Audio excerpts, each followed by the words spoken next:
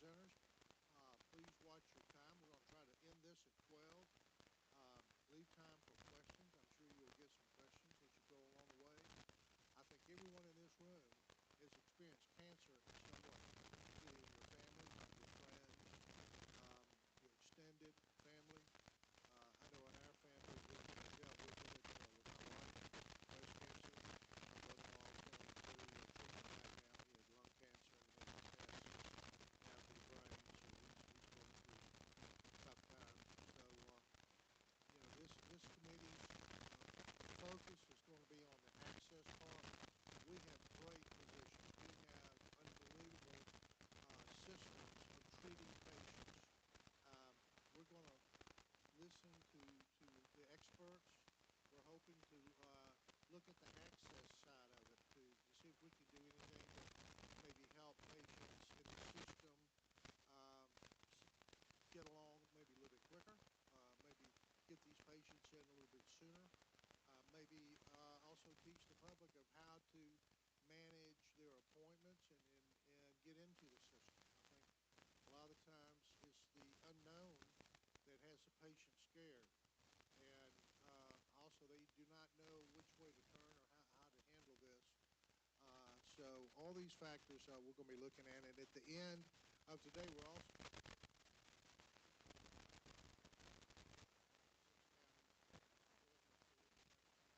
cancer incident in the increase. We're seeing twice the normal national average on thyroid cancer. I think Savannah Logan may be here. I can't see with these bright lights, so she's coming. She did a wonderful job on looking at this, WXI TV, and when she gets a hold of something, she doesn't stop, which is good. That's what we need more of. So we'll end the program today looking at that. But let me go ahead and pass the mic down, and we'll get started with the introductions. Okay, go ahead. I'm Dr. Doug Graham. I'm a pediatric cancer doctor. I'm the physician leader, the chief of the Aflac Cancer and Blood Disorder Center at Children's Healthcare of Atlanta. Dr. Chris Kiker, I'm an outpatient family doctor in Toccoa with NGHS. I'm Jenny Wren Denmark with East Georgia Healthcare Center, an FQHC. Hi, I'm Dr. Kristen Higgins. I'm a radiation oncologist. I specialize in lung cancer, and I'm the Chief Clinical Officer at City of Hope Atlanta. Good morning. I'm Gerald Green, State Representative from Xanten, Southwest Georgia. I'm Lee Hawkins, retired dentist from Gainesville, and represent the 27th District and chair healthcare on insurance appropriations and some few other committees. Morgan Hall, I'm the policy analyst for this committee. Representative Karen Mathiak, District 82, Spalding and Fayette. State Representative Dr. Jasmine Clark. I represent House District 108, which is in Gwinnett County and the Lawrenceville Mountain Park area of Gwinnett County, and also serve on the Health Committee in the State House.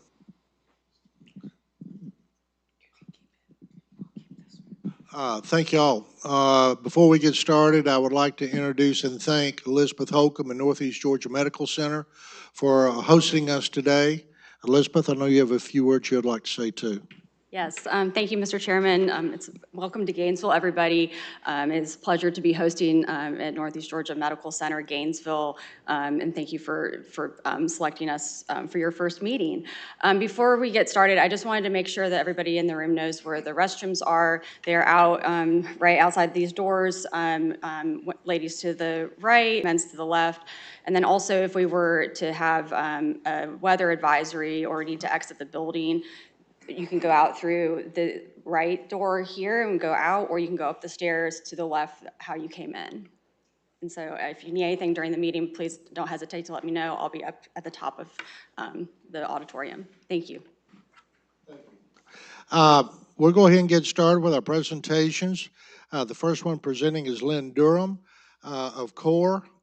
She's really the person that started this whole journey. She came to me during the session with the proposal of doing this study committee. So I have to give Lynn for all the credit for us being here and our path forward.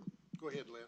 Thank you so much, Chairman Hawkins. Thank you to everyone for being here, the committee. I'm thrilled to see this come together, and that it's come together so quickly is amazing. I want to thank Morgan and Morgan Hall and Graham Stewart also for doing that. I'm just going to speak very briefly to give you a little update, a little insight into Georgia's current cancer ecosystem and a little bit of the history. Most of the time, we're going to be talking about what's happening going forward, but I just want to give the committee a little bit of idea of where we are. So Georgia's cancer ecosystem is built on partnerships. And so Georgia Core is one part of that, which I'll tell you a little bit more about. Our regional cancer coalitions are part of that. We have 5 of those in the state. Then also our Georgia Cancer Control Consortium. Dr. Chris Parker will come up and he'll tell you about that. But that's where we work on screening and prevention and education. And then the health systems, where we are right now. Northeast Georgia is a huge part of that. We are partners with Northeast Georgia in clinical trials and in so many ways. And so we have partnerships all around the state, and they are an essential part of our cancer ecosystem. Again, very quickly, brief history. You see the picture of Hamilton Jordan on your slide there. You may remember he was Chief of Staff to President Jimmy Carter, very involved in Georgia politics. And he had cancer 4 times. He actually ended up succumbing to cancer in 2008. Back when Big Tobacco was sued by all the states because of the cost of that smoking and tobacco was causing to the states, they were sued, and a settlement was reached in 1998. Georgia gets those funds, and Dr. Parker will go through a little bit more on that. But Hamilton Jordan was the one who talked to, at that time, Governor Roy Barnes and said, we need to have a cancer initiative in Georgia. And so they created the Georgia Cancer Coalition. And then they also started allocating those MSA funds. The legislature started doing that. And they came up with programs such as the Distinguished Cancer Clinicians and Scientists Program. They brought over 150 cancer clinicians and scientists and researchers to Georgia to make sure that Georgians can receive the most innovative cancer care of anywhere. That their whole mission was they didn't want Georgians to have to leave the state to get excellent cancer care. We still live by that today at Georgia Core. We want to make sure that Georgians have access to cancer care so they don't have to go anywhere else to get that, and they can stay close to their home, their family, their support systems when going through that. Also, that time was the first cancer plan, the statewide cancer plan. We'll tell you more about that in Albany, but we do have a cancer plan, a 5-year cancer plan for the state that we continue to update. There was also the regional programs of excellence. Those were later changed to the regional cancer coalitions. They are the boots on the ground. They're the people working with patients to ensure they're screened and that they're educated about cancer. Then we go down, Georgia Core was created in 2003, and we were created to bring more clinical trials to Georgia. We're about the research. We work with hospitals and systems and providers and legislators and others to make sure our healthcare and our cancer system is working. We don't work directly with patients, but others do. Then a big part of why they wanted to have the cancer initiative is to bring an NCI designated comprehensive cancer center to Georgia. That is a big deal, and Georgia did not have one. Our neighbor North Carolina has 3 of those. We have one now with Winship, which we're very grateful for, but there's always room to grow. But this is big because they offer the most up-to-date in research and in treatment. And so that was established back in 2003 when they started that. Again, the Regional Cancer Coalitions became that name in 2007. Emory was named a designated cancer center. And then in 2011, the Georgia Cancer Coalition folded. So it became part of the Georgia Research Alliance and then was actually disbanded. We'll all remember the economic downturn of 2008, 2009, 2010, and it just wasn't sustainable at that time, so Governor Perdue disbanded that. And then that Distinguished Cancer Clinicians and Scientists Program ended at that time. Just real quickly about Georgia Core, our mission you can see here, but we're trying to bring research, education, and advocacy to improve cancer care in Georgia.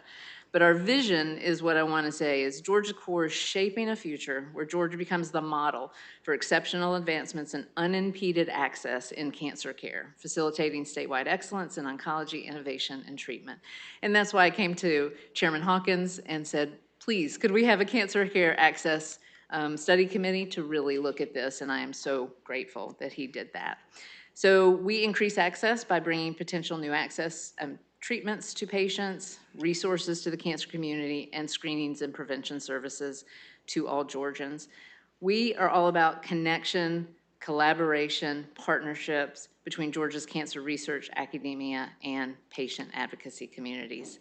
The Georgia Regional Cancer Coalitions, you will hear more about them in Albany as well, but we have 5 of those throughout the state. And as I said, they are the boots on the ground. They are working with patients to make sure that they have access to screenings, to education. They go to health fairs, they give classes on smoking cessation, they do all sorts of things to make sure that Georgians have access to care. This I wanted to especially bring to the committee's attention. It's a map of our state that shows the death rates for cancer in Georgia. The red and the orange are the highest, the blue is the lower end of that. But the dots you see on there, the stars, those are our COC accredited, Commission on Cancer accredited cancer centers in the state. That is an accreditation process through the American College of Surgeons that can make sure that they're meeting certain standards in cancer care. And so those are where you're going to find your most advanced cancer care. And as you see, there's a conglomeration of those around the Atlanta area. We have many, many options. I always say in Atlanta, I'm a 3-time cancer survivor. I'm alive today because I know I had access to incredible cancer care. Plus, I was a state employee and I had great insurance. And so we need to make sure that other people have those advantages. And as you see, in Atlanta, there is that, but look around the rest of the state. You'll see our population centers such as Augusta and Macon, Columbus, Valdosta, Tifton, Savannah. They also have great cancer centers, but in the rural areas, it's very far for people to go to get quality cancer care. So lastly, I just want to say about barriers to access. You're gonna hear about this throughout our meetings, but these are some of the most common barriers to access that you'll find. Health literacy, Chairman Hawkins just mentioned it. People don't necessarily understand what they should be doing for cancer screenings and cancer care.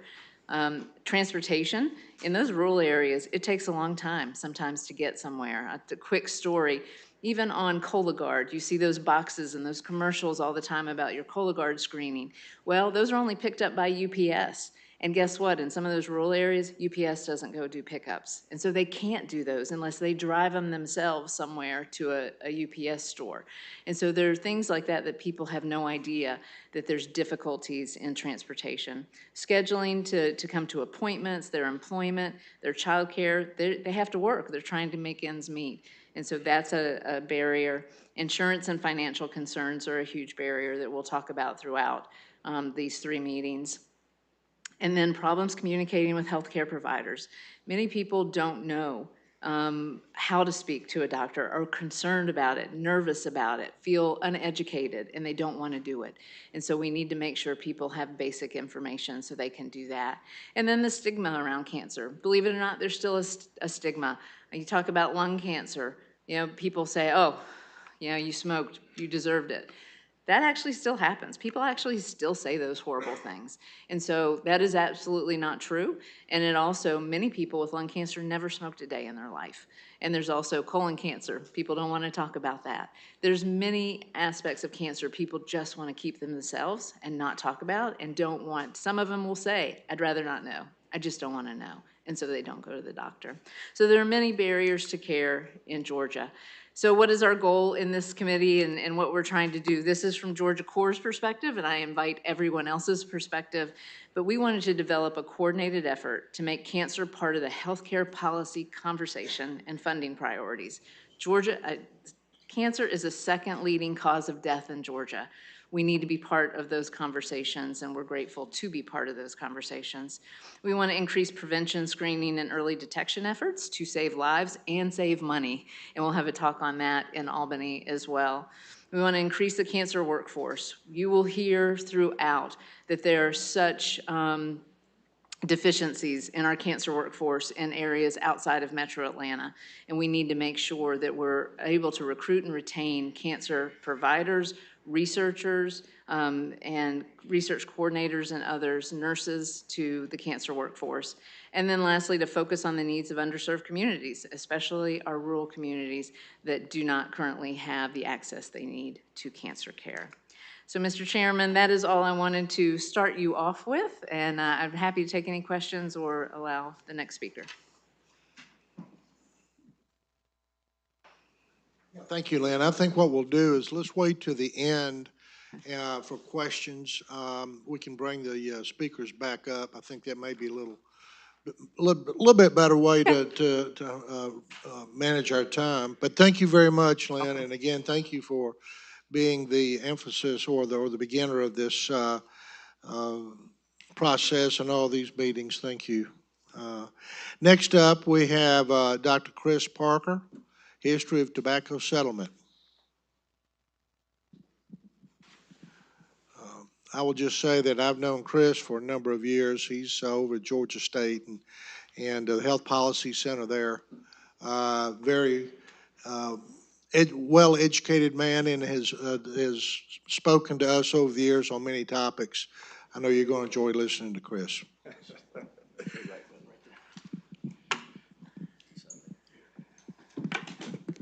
Good morning, everyone. Good morning, Mr. Chairman, and to the committee. Thank you so much, sir, for that very warm introduction. No pressure on me to speak. So just before I get started, I want to declare, you've seen on the screen there, my title at the Georgia Health Policy Center is that of Director of Population and Global Health. I've been asked, I think this morning, to speak in the role as the facilitator-in-chief of Georgia's cancer control efforts for the last 2 decades. When I started at the Health Policy Center, I started working as an independent consultant in cancer, and it still continues to be a significant part of the work that I do. I would be remiss if, I think we all come to conversations with some biases, if I didn't say from the jump that I'm also here with a way of seeing the world that is in some ways predicated on the fact I am a physician, I am a public health practitioner, and I am a cancer survivor. For the last 15 years, prostate cancer, which took my father. I have a mother who died from colorectal cancer, 2 sisters who are currently living with breast cancer. So forgive me if I speak with a little bit of passion this morning on this specific topic. It's a lot to process in 15 or so minutes, so I am also saying to the committee that if at the end of this there are questions that remain or need for more information, I am more than happy to be in the role of providing that as you see to your responsibilities. So today I'm going to do 2 things. I'm going to talk a little bit about the backdrop for the history of cancer control here in the state. If I do that well, it won't take a significant amount of time. And then I'm going to kind of focus in a little bit on the Master Settlement Agreement. Some of you might know it as Tobacco Settlement Funds, and how they've been used in cancer care and treatment across the state over the last 2 decades. So let me start with cancer control. Angie mentioned the fact that the Georgia Cancer Coalition back in the early 2000s was kind of established to be that group and organization that brought together the public sector and the private sector to help think about cancer and cancer control in the state. Very early in the game, the kind of strategic vision for what would happen in Georgia mimicked what was the kind of mission of that organization. And so when we started out, what you're seeing there represents these high-level areas: preventing cancer and detecting it earlier, improving access to quality care, saving more lives, training future cancer researchers, and turning the eradication of cancer into economic growth for the state. So that's where we started more than 2 decades ago. Over that period of time, when we got started, a relatively small group, though powerful group, was involved in shaping the movement of cancer control throughout the state. Since that time, And very recently, the latest revision of the cancer plan's undergone 4 revisions since that time. And what you're seeing in front of you reflects where we've landed and what really is the expectation of the focus of efforts for the next 5 years. There'll be some unpacking of this in future meetings, so I won't spend too much time here. And I'm not going to read everything that's there. I wanted to just highlight that bar that's happening across the columns, that even though there is a focus, for the most part, on the cancer control journey related to prevention all the way through survivorship, there is also an effort to try and ensure that we are paying attention to how Georgians become aware of what they need to know and do related to cancer, how well our clinicians are trained and together working to support best health and well-being for cancer patients, and then how can we also know more and different about cancer by research in an effort to try and ensure that we minimize the burden that it places on our populations. So this isn't beating my chest, but I'm really proud of the work that has gone on with this group. And some of you are actually sitting here. Angie, who's representing the health system here, has been a part of that effort. Really proud of the way in which folks have come together across the state to not just think about this, but to actually act and to do. Just so that you get a sense of the breadth of who's involved, I've captured some of the logos because it's probably easy for you to identify. A huge number of folks across the state are plugged in either directly or indirectly. And this steering committee, I've been at the center for more than 2 decades, and I keep telling them that when the world ends, they'll probably still be meeting because of the passion that they bring to this work. Wanted to just highlight that so that this group recognizes that there's already some effort to coalesce the conversation and the actions related to cancer and cancer care across the state. The structure, it's probably very difficult for you to see this from where you're sitting, but what I wanted to highlight here is the fact that it has evolved over time and that we also have a dedicated focus on specific target cancers now that is occurring through our roundtable structure. So currently there is a colorectal cancer roundtable, lung cancer roundtable.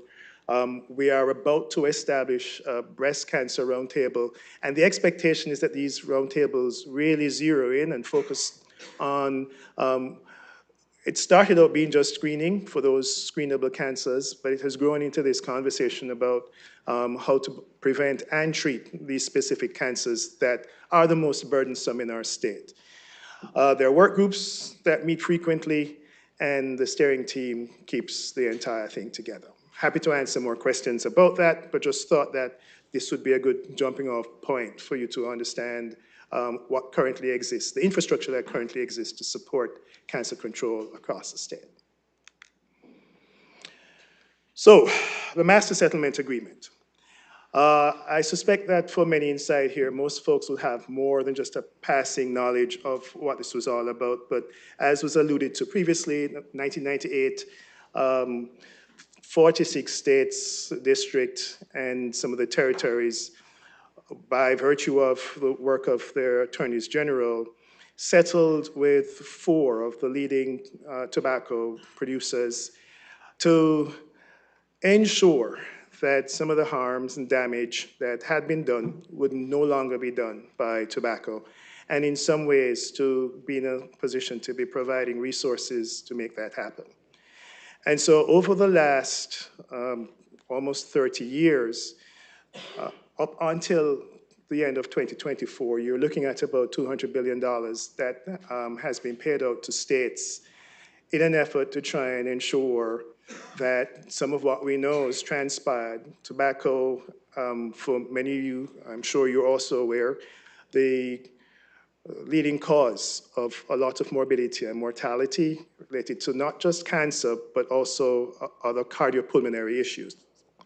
So to that extent, this money was set aside. The expectation was that it would be established in perpetuity, and that there would be efforts to kind of ensure that marketing didn't happen to folks who were minors, and that the resources would be used in general to improve the health and well-being of the public. In Georgia, our initial allocations were focused on health initiatives, and I'll say a little bit more about that as we go through the presentation. The expectation was that the resources would be helped to reduce the impact of tobacco on the health of Georgians. Some of the resources were actually used as investments in education and helping to mitigate the impact and the effects of tobacco. Over time, that use has morphed. This, if you were to ask me what's the headline, would technically be from the standpoint of funding of these programs. We started out with this huge opportunity that I think the state had to be able to think about how to apply some of these funds to ensure that folks were healthy. And so over the period of the last 25 years, we've received about $4 billion from the Master Settlement Agreement. Of that, about $600.9 million was appropriated for cancer-related activities. What does that kind of look like or mean? It means that we started out with somewhere close to about 27 cents on every dollar that was a part of the MSA being spent on cancer-specific activities. And over time, you see in 2019 there, I have a couple slides that will follow that tracks what's transpired since that time.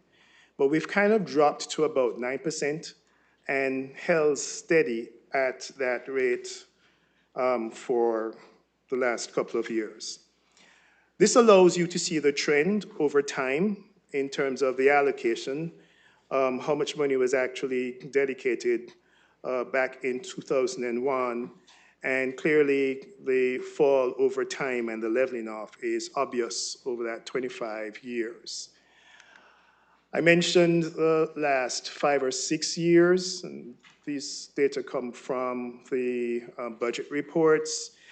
As you can see, we're looking at about 8–9% of that funding that is dedicated to fighting and preventing, screening for and treating cancer. Specifically, some of the activities that are actually funded by MSA funds are listed on the screen and in the documents that you are currently perusing. Screenings across many communities, and Lynn pointed out that our regional cancer coalitions play a huge role as boots on the ground in connecting folks to some of those services. A lot of the resources that are actually used to try and prevent tobacco use also emanate from the Master Settlement Agreement, as well as from other federal pots that the department has up until now been using to support that work. Programs that prevent cancer by discouraging smoking, clinical trials, something that is hugely important for us to understand from the standpoint of treatment, how we might be doing more or different, especially in the day in which we live, where access to that information is increasing, how to ensure that all of our fellow Georgians have opportunity to benefit from that. The coalitions themselves are provided with resources to kind of do their work. And the Cancer State Aid Program. If you're not familiar, you might hear a little bit more about that when you're in Albany. That's a program that allows for treatment, particularly for underserved, underinsured folks, treatment services for cancer. And those treatment services vary from inpatient, outpatient, including radiotherapy. It's not a lot of money relative to the number of people who need it. And so there's an application process and a kind of needs-based way of thinking about who's able to be supported, at least in part, for their cancer treatment. And then there's a cancer registry, which is the opportunity for us to be able to understand more about who's having cancer where. And I think this, by the time we get to the end of the session, you'll hear a little bit more about what's happening more locally. But registries help to support that way of understanding that data and information. This gives you just a little bit of breakdown by virtue of the activities. As you can see, most of the resources that find their way to cancer-specific or related activity are focused in on treating low-income or uninsured populations. And the rest is broken down a little bit for screening, a little bit for prevention, and then even smaller amounts, relatively so, in what is described in front of you there. I know generally, because I do work with legislators, as the chairman pointed out, we bring legislators together from time to time to have sometimes difficult conversations about hard health policy areas or topics. There's always a question about what are other states doing.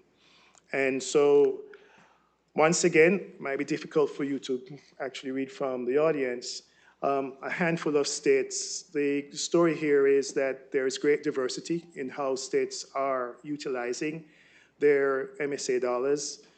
Invariably, folks are making efforts to support Medicaid, and same thing here in the state of Georgia. More than 80% of our MSA dollars are dedicated to providing Medicaid services. There's a little bit of a common thread around tobacco and tobacco use. And then thereafter, it all depends on the local context. Georgia has done a really good job, and I think in just providing this summary before we have an opportunity to have a conversation, I think we've done a really good job of focusing the use of these dollars on health, but I also think that there's an opportunity for us to do more.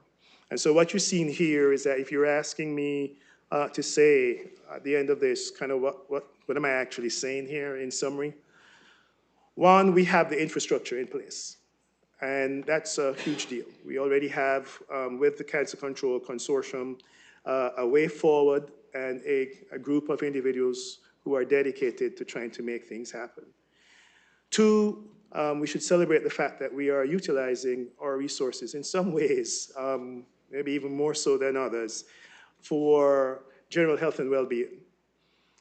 And while a significant portion of it is dedicated to Medicaid, only a small amount is kind of being dedicated to cancer control activities. So that may be an opportunity as you think about this issue of access. With that, I recognize that we're on the clock here and that there are others to follow. Chairman, you mentioned that at the end we'd probably have an opportunity for some questions, and I'm happy to entertain that when you think it's appropriate. Thank you, Chris. Are there any questions from the committee? For the questions, are we only asking of Dr. Parker or? Okay. So one big question that popped into my mind was you talked about how we're just spending less and less on cancer-related activities. And so my first question was, where did the balance go? What did we shift to spending that money on? And then I'll go ahead and ask my second question. Something that really stood out to me is in your pie graph where you said that 41% of the MSA funds is spent on treatment of low-income uninsured. And I would love for you to posit or opine on what you think would happen if there were more insured people, so that maybe some of that money could go toward prevention, because as we know, an ounce of prevention is worth a pound of cure. And so would love to hear your thoughts on those two things. So I heard you asking for an opinion in terms of the insured rates and insuring more folks. I think it goes without much question that if you have payment access, then you are likely to be able to find what you need, or at least sometimes be able to find what you need. But that's not the only thing I think that predicates a good outcome. As this committee would probably have to unpack, and Lynn mentioned in her presentation, this issue of access is complex. And even if you are insured, that doesn't necessarily guarantee you the access that you need. Some of the challenges are physical, geographically, and being able to find the transportation. Some of the access challenges are professional, workforce potential shortages in that specific area that you live. And then we know that even with Medicaid, not everybody necessarily takes Medicaid reimbursement. And so how you think about how to address this, if I'm asked in all honesty, I'd say it has to be a multi-pronged approach, multi-solving in a way that folks actually end up with the outcome that you seek. I don't think that there's necessarily one silver bullet that will make it all happen. The idea of where do the resources go, if you think about this, and I probably should have said it as I was going, so you start out with this pot that seemed pretty large when we began. But if you're successful in what you're doing, it means that less people should be using tobacco, which means that there's less profit, which then means that each year your MSA funds would likely decrease over time. And so it's not that you have a continuously large fund. The expectation is that over time, it should diminish. And then the responsibility of how to make that resource stretch for all that folks need for it to stretch to do is, once again, a difficult challenge. As I mentioned, Georgia does a really good job of getting the resources down to cancer-related activities. I was searching for other states that could compare, and to this point, I don't think there's another state that does exactly what we do that way. But the fact that it's been reduced means that there is maybe some opportunity to think about, especially if we know that screening yields, I mean, you just said it, ounce of prevention is always better than a pound of cure. My own cancer was caught very early, and hence I'm here 15 years later. And I didn't cost the system much. If you're discovered late, the outcome's usually poor, and the cost to both you, your family, your loved ones, and the system tends to be a whole lot more. Hope I answered your question, and if I didn't, I'm more than happy at the end to have a conversation with you. Excellent, excellent information. Thank you, Doc. My question, if we truly are getting information out, so less tobacco is being used, are we looking at vape as well? Seems the young kids really look at that vape as an alternative. So could you speak to that a little bit?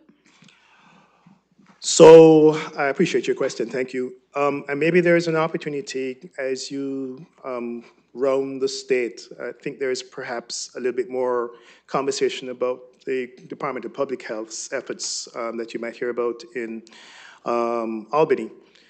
But yeah, so this issue of tobacco use and policy as a lever to ensure that particularly young children are not exposed to it is one that most folks, and the state has done a really good job when we think about the issue of making tobacco unavailable to our youth. That is something that's important from a health policy perspective. At the level of trying to ensure that that's occurring in a way that feels uniform. I know the vaping issue, when we talk about tobacco, most folks think cigarette. The issue of vaping is pretty current, and there have been some attempts. I know there are advocates across the state who are interested in trying to ensure that as we think about legislation, we are thinking about the whole issue and trying to ensure that our kids are not exposed. I trust my legislators to be able to sit together and think about what works best for the state. And so if it's just a matter of what information do you need to be able to do that, once again, I'm more than happy at Georgia State to be able to provide this group and anyone for that matter with the information that's needful to shape good policy. Any more questions? Thank you very much. Appreciate it, Chris. I appreciate the opportunity, Chairman. Hopefully I met your expectations. You always do a great job. Thank you. Take care. Okay, our next presenter is going to be Sherry Drenzik.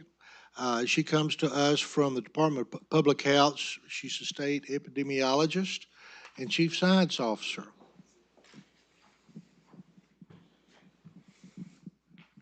Dr. Drenzik.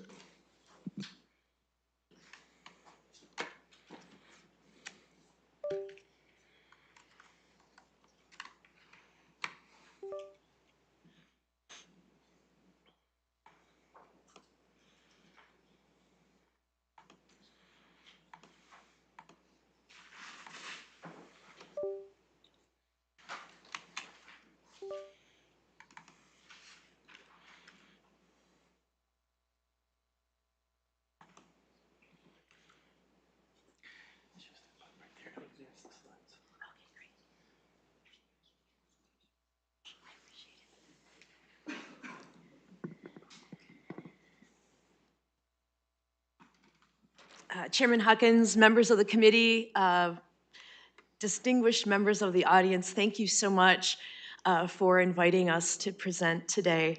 I'm actually filling in for my colleague, Rana Bayakli, whom many of you have probably worked with in the past. She is our lead cancer epidemiologist and was unfortunately not able to be here today.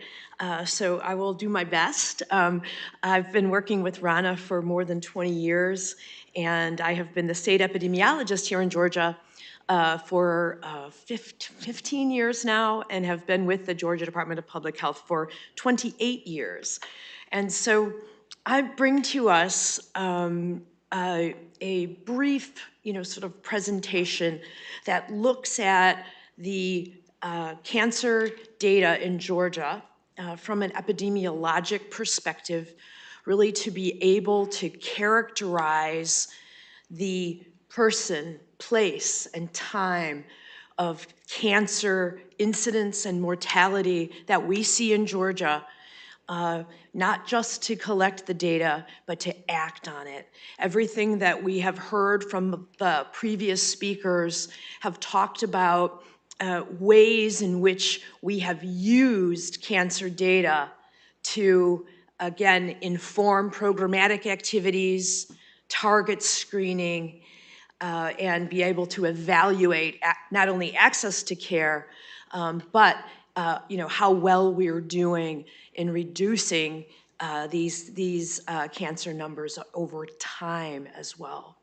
So we start with cancer surveillance, and we in Georgia, cancer is a notifiable condition, so by law, all cancer diagnoses are reportable from any healthcare facility to us in Georgia. But the way in which we actually manage cancer data in Georgia is through what we call the Georgia Comprehensive Cancer Registry. I'm sure most of you are familiar with this. So this allows us to collect information not only about, sort of a patient when they're initially diagnosed, but it allows us to follow them over time from diagnosis, sort of through their course of treatment as well. And so it's a longitudinal registry that has been in place in Georgia for 30 years. It's federally funded primarily by CDC. We partner with Emory University, Rollins School of Public Health, and again, have had a very strong and long track record in having very accurate, timely and complete cancer data. And that is of critical importance because the way that we actually make our decisions in committees such as this really should be founded upon the surveillance data. And we're very fortunate that we have such a strong infrastructure so that we can look at it in a timely and accurate way. And when we talk about timely, I don't mean real time. You know, we certainly cannot hear about, you know, sort of cancer diagnosis through course of treatment in immediate time. But again, when we're talking about our most recent cancer data in Georgia, it's 2022, which we're actually ahead of the national data, which is 2021. So let's talk again about how we use these data. And we use the data to, again, be able to calculate cancer incidence rates in Georgia, the types of cancer mortality rates. But again, the most important practical aspect of the cancer registry is that we use these data for action. We use them to identify our populations at risk, geographic areas at risk, so that we can inform cancer control, whether it be programmatic strategies, whether it's screening activities, and really allowing us to evaluate not only care and access to care, but also prevention as well. And so we use cancer registry data and share cancer registry data across the board, you know, with all stakeholders and policymakers here in Georgia. So let's start just a very brief, you know, sort of snapshot tour of cancer data. We'll start nationally, and we'll dive in deeper to Georgia very soon. But if we look at the national cancer data, I want to, again, just as you look at the map, as is true of many, you know, sort of rate maps, the darker colors have higher rates. So when we look at Georgia, we have kind of this dark blue, and again, you know, sort of higher rates of, this is for all types of cancer, all ages, all races and ethnicities, both male and female. So again, our rate in Georgia, our incidence rate of all newly diagnosed cancers is about 472 people out of every 100,000. So this is higher than the rate for the nation as a whole. And if we look at kind of what that translates to kind of number of people, it's a little over 60,000 people that were diagnosed with cancer in Georgia in 2022. And nationally, if you look at really the type of cancers that are most commonly diagnosed, this is nationally, again, number one would be breast cancer, 2 prostate, 3 lung, you know, 4 colorectal, and beyond that. So this is national data, which again we'll take a look at Georgia data, and you'll see that it's very similar. When we look at the top, you know, types of cancers that are incident in Georgia, and this is over a period of 2018 to 2022. So when we look at this 5-year period, again, all together in Georgia, we have lung cancer as our number 1, colorectal, and melanoma as the third. So these are age-adjusted rates, but it allows us to sort of look at and characterize, as I mentioned, really the person, the place, the time. So these are the types of cancer that we're seeing, and it allows us to then look at the time frame in which we've been seeing them. So if we take really, you know, lung cancer and colorectal cancer in this graph, you can see lung cancer is the red line on top. The blue line in the middle is colorectal cancer, excuse me. So when you look at it over a period of time all the way back to 2000, so we're talking, you know, again, this 20-plus year period of time, we can see that lung cancer rates have declined, and have declined relatively rapidly over a period of time. Really, if we look at since about a decade ago, 2016, we have seen an annual % change of a decrease of about 3.4% in lung cancer cases in Georgia. So again, it allows us to evaluate and allows us to see that many of the programmatic and prevention and screening activities that, again, we talked about, that Dr. Parker talked about in regards to tobacco settlement money that supports these prevention activities and programmatic activities, is making a difference. Now, in colorectal cancer, we are seeing just really very limited declines over a period of time. So even since 2010, so if we look at the last 12 years or so, it's only declined by a little under 0.5%. I just wanted to point out one thing about these graphs that you may notice and wondering about. If you look at the year 2020, I think we all remembered what happened in 2020. So those dips that you see in both lung cancer and colorectal cancer were related to pandemic and access and decrease in diagnoses. Okay, so now let's look at the WHO, or the person characterization of our cancers in Georgia. Let's look at them by sex. This is the same period of time, the last 5 years. And clearly, it shouldn't surprise us that breast cancer is the leading cause of cancer among females, prostate the leading cancer among males. But here we go, the lung and colorectal bring up the second and third, as we may expect as well. So let's just look really briefly at these trends, and these are really broken out half and half. What the right on your right, the right side is males, left side is females, and again, so we're looking at periods of again over time. And if you look at females, certainly the breast cancer is highest by far, and we really are seeing some increases in breast cancer really over the last at least 15 years or so. And when we look at, really the other cancers among women, which are lung, colorectal, cervical on the bottom, we really are seeing declines, although slight declines over time.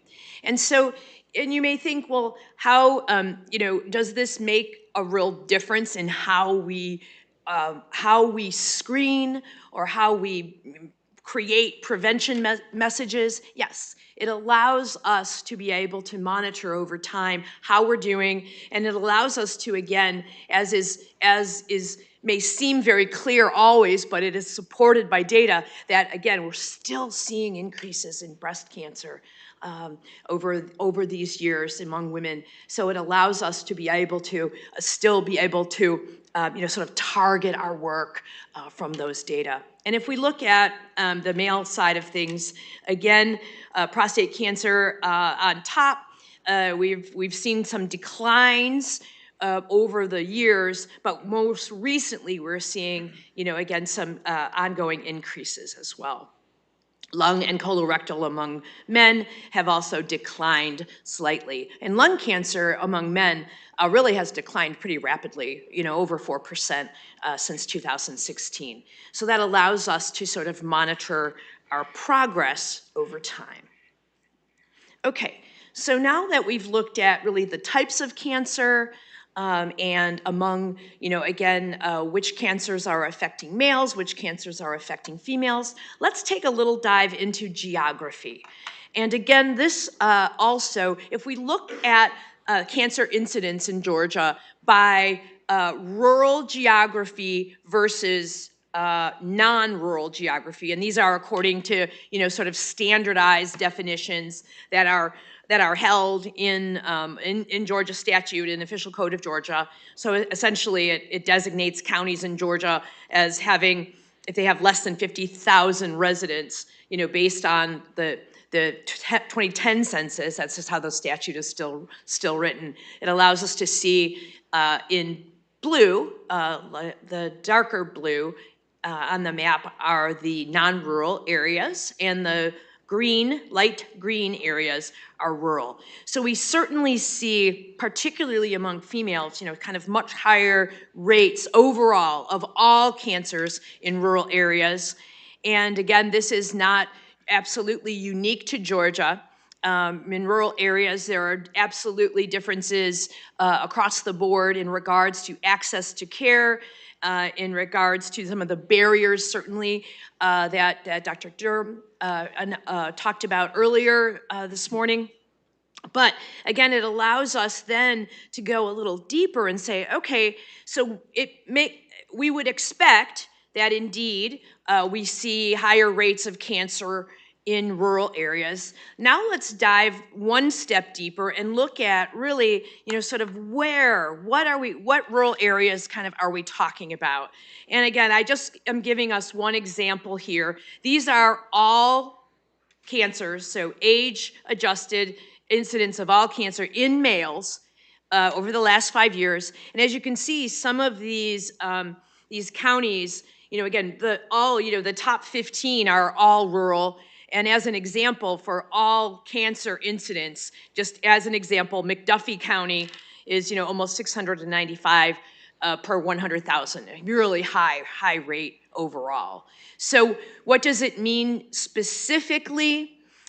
These data, do they give us a specific roadmap to cancer programmatic priorities, prevention, screening activities in these particular counties? Maybe so. At least it allows us to take a look at these areas that may be experiencing these very high rates, and we can look deeper into sort of what barriers or if indeed there are barriers to care in these areas. It allows us to look. Okay, so that's all cancer incidence. I want to slide really quickly to cancer mortality data. And just, again, because we use the cancer registry data for this as well.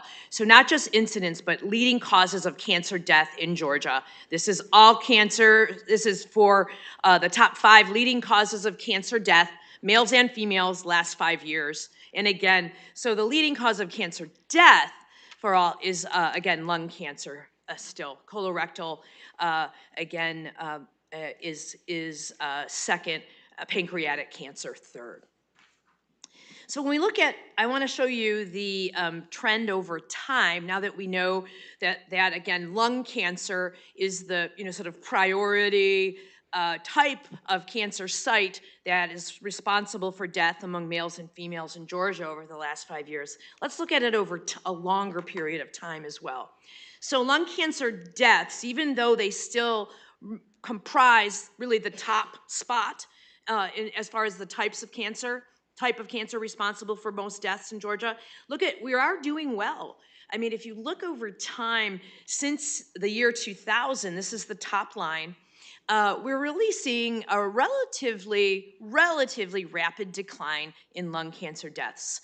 So since really the last decade or so, the annual percent change in lung cancer deaths was about 4.5%. So that's why we're seeing this slope. So this is a good way to monitor.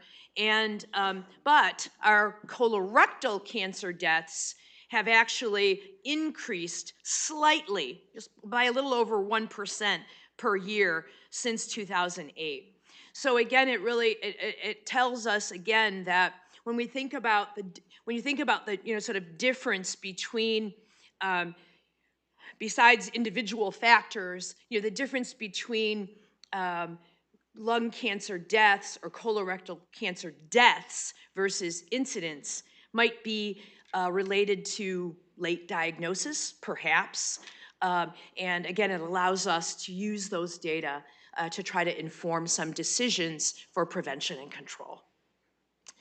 So that's overall. And if you look by sex, again, when we're still looking at the leading causes of cancer death in Georgia over the last 5 years by sex, again, lung cancer still comprises the top spot, but prostate and breast are in the second spot. And so you see again, and it highlights and underscores again for us, when we looked at the leading causes of cancer incidence by sex, they were, breast for females, prostate for males, right? But in this, when we're still looking at deaths, lung still comprises that top spot and allows us to focus and prioritize from there. Okay, this is again similar to the other slide that we saw. This is deaths over time by site. And I think it's very striking on the right-hand side in males, really the decrease in lung cancer. Even though it's still the top, sort of leading cause of death among males, it again, we're seeing good progress there, and there's always more room to improve and always more room based on data to prioritize over time too. So we can also see declines in lung cancer deaths among women on the other side, and also declines in breast and colorectal cancer among women too. So the last thing that I wanted to talk about, I wanted to explore geography again, and I wanted to call back to what Dr. Durham presented earlier. When we think about access to high-quality cancer care in Georgia, one marker is really when we look at the total of approximately 140 facilities and hospitals that report cancer cases to us in the cancer registry, 42 of them are accredited Commission on Cancer, or COC accredited hospitals.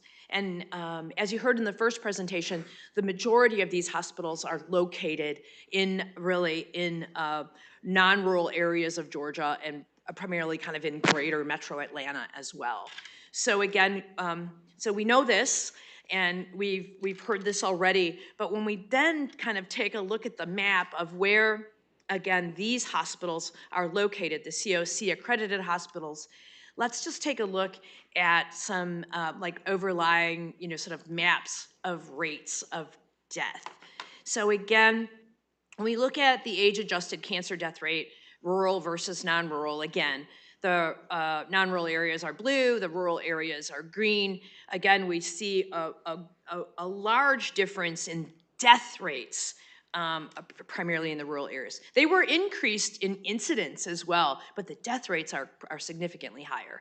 And again, it allows us to think about, and since we know, at least according to our data that points our way, that lung cancer is the leading cause, it allows us to think about in these rural areas what particular kind of what particular decisions in a practical way we can look at for, lung cancer screening or detecting it earlier, and also providing better access to care perhaps in these accredited hospitals too.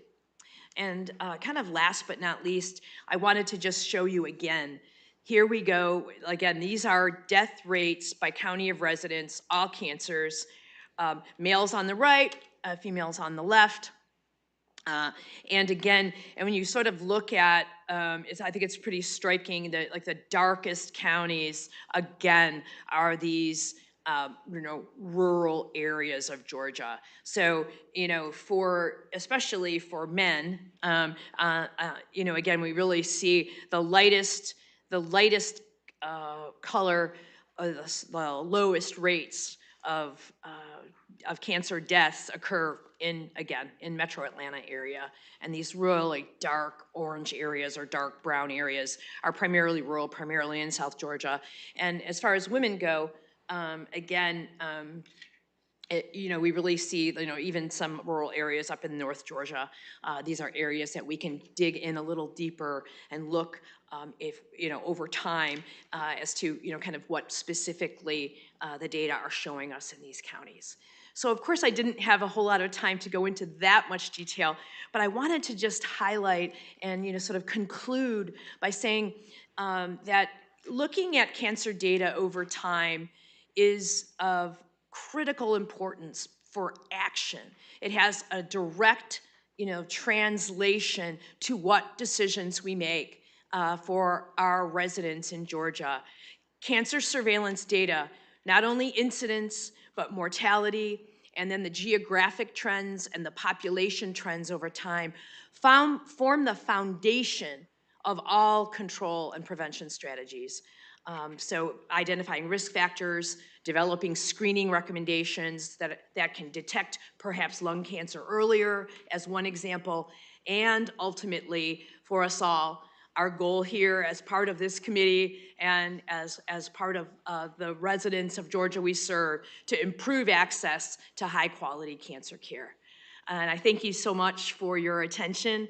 And I'll stop there and happy to answer questions later or however the chairman deems most efficient. Thank you so much.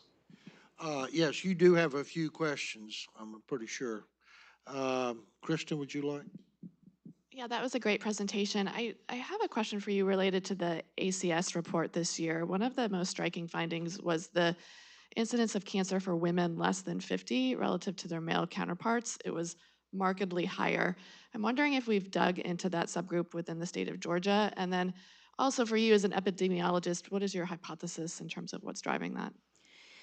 Yeah, I think so. Indeed, we are looking at that as well. I will be sure to get the exact data to the committee so that you can look at this for Georgia. So women under 50, and I just didn't, in a short presentation like this, we just didn't have as much time to go into all of that. But I'll be sure to send that as well. And as far as what could be driving that, I think that there's never just one, sort of one factor. Many of the things are, sort of multifactorial.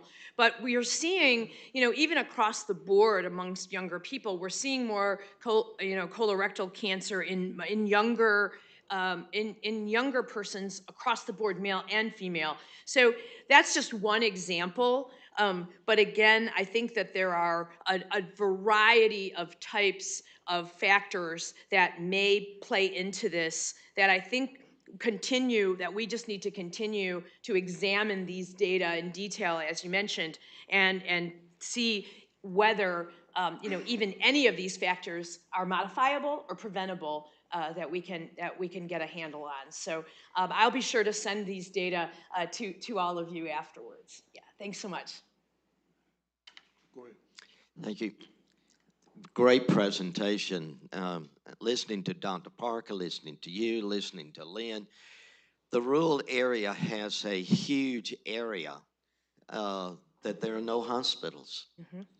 And as we look at that, health literacy, as Lynn pointed out, and transportation problems have become a major factor for us as the increase in cancer is growing in our area.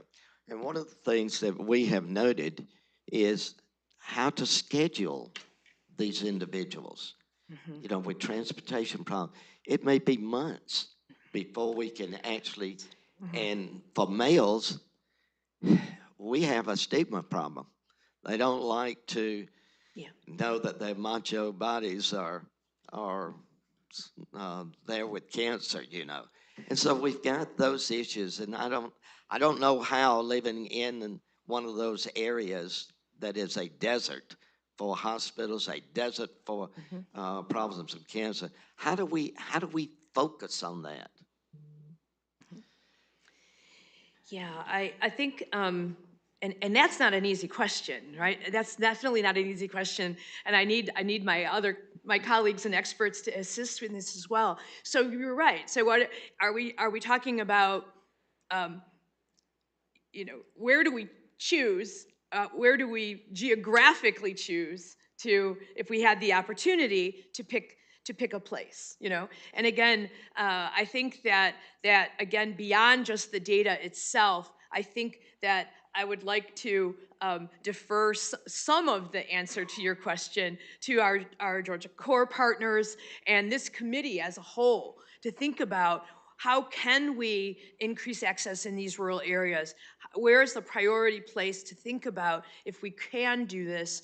Or is it less about just adding a hospital to a place that needs and try to address some of the other barriers as well. So I think that, and that's, again, just an opinion sort of thinking about, again, as we've mentioned many times, there's so many factors. Do we tackle the biggest? Do we tackle them in order of barrier? And do we hopefully just get to the point where ultimately, over time, we can indeed reduce these barriers? I think one of the factors we've seen over the years is that the population shift of younger adults moving to metropolitan areas and then leaving behind the older adults in the rural areas. So the ratio of those ages are changing, and obviously we see more cancer in older adults. So I think that's one factor that, and also, the purpose of this committee is looking at access and looking at ways that we can provide greater access, especially for our rural population.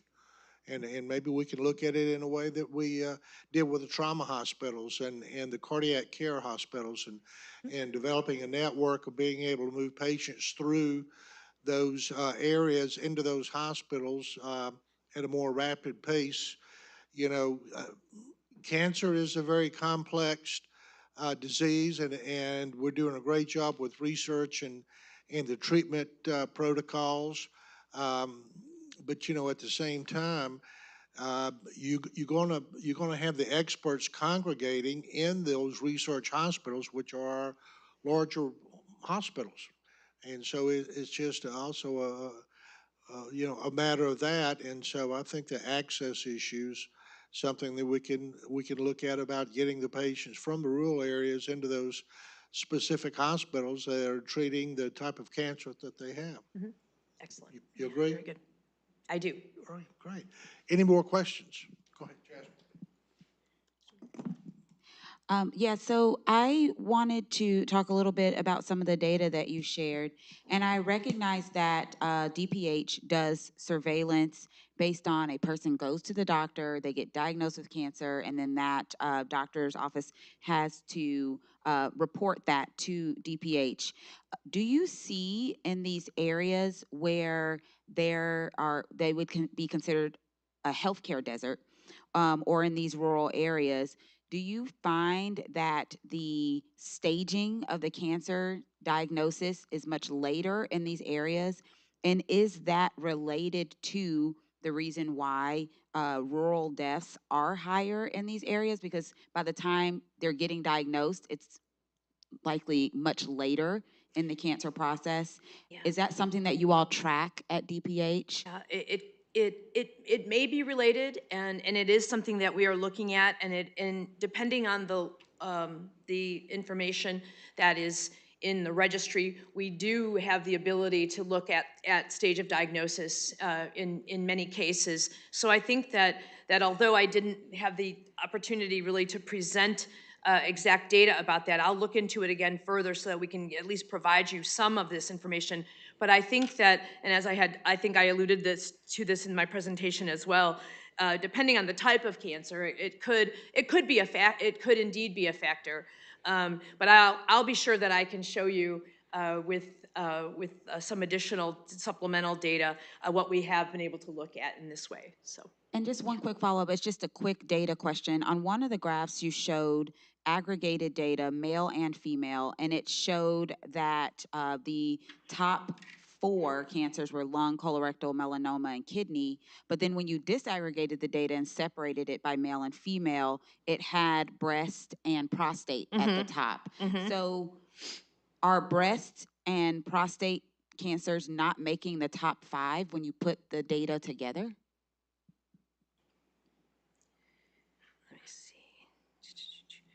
Oh, because they're separated in aggregate? Oh. Let's see. Okay, so this is not for deaths, for incidents. Yeah. Incidents. Sorry, excuse me. Yeah, so here, when it's separated by sex, breast and prostate, But here, but here it's not even making the top 5, and I'm just wondering where the disconnect is there, or did it? under,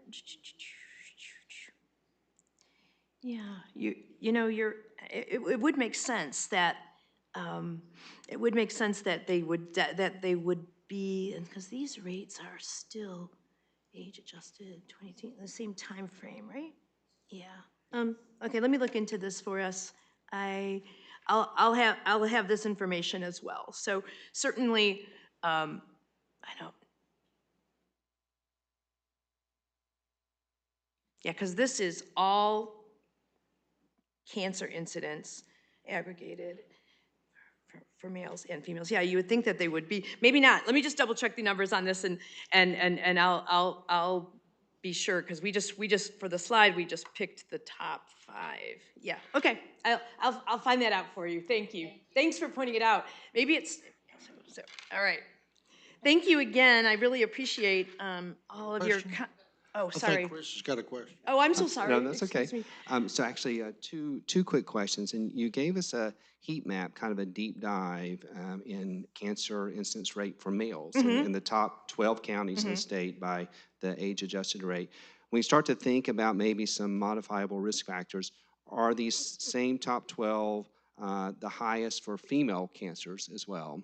And then secondly, have you had any look specifically into pediatric cancer? So I know the numbers would be much smaller, but would some of these counties have higher rates by chance of pediatric cancers? Yeah, I will have to find out about the pediatric cancers. I am not sure if, but I know that for the counties for women are similar, not exact, but similar. And I have a slide that has that too. I picked one just for the sake of time in this presentation. But yes, we're similar for females, and pediatric data. Yeah, I'll have to take a look at that too, because you're right. That may be very different. Looking at it. Yeah. Thanks so much. Any more questions? All right. Thank you very much. We You're very appreciate welcome. it. Thanks. We're going to take a 15-minute break, let some of these people rest for a little bit. Some of them have traveled from a great distance, and some of you out there also. So let's meet back at, start up again at, say, 10:35. Thank you.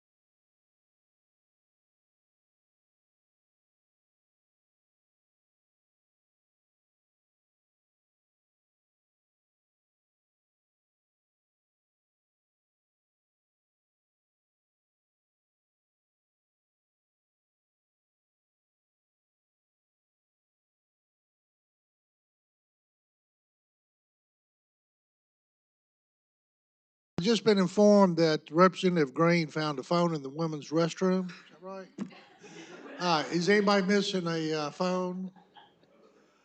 Okay, anybody out there in the hall missing a phone? It was in the ladies' restroom? All right. It's blue and with gold trim. It's a nice phone. I like, yeah. If nobody claims.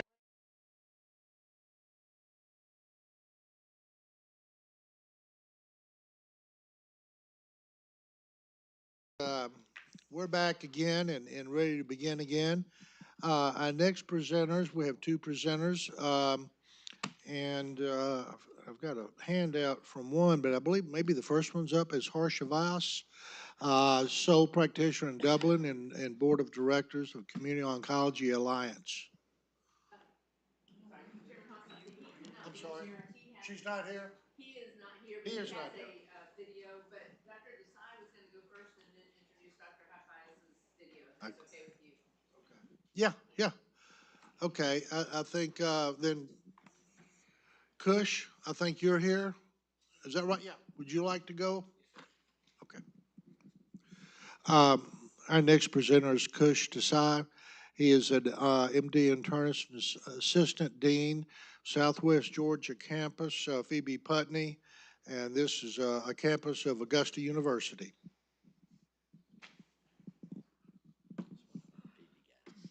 Thank you, Representative Hawkins, for the opportunity.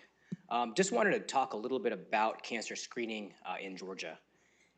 So just a little bit of background. So I have an interest and expertise in cancer screening and prevention with a focus on colorectal cancer screening.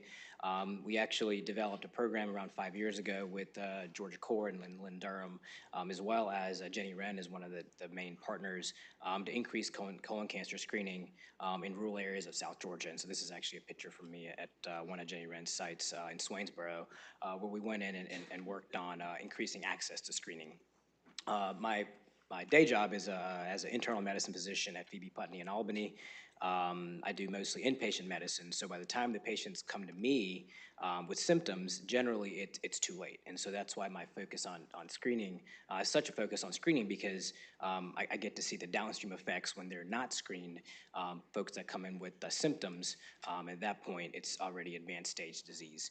And so I'm also serving as Assistant Dean for Medical College of Georgia Southwest campus that's based in Albany.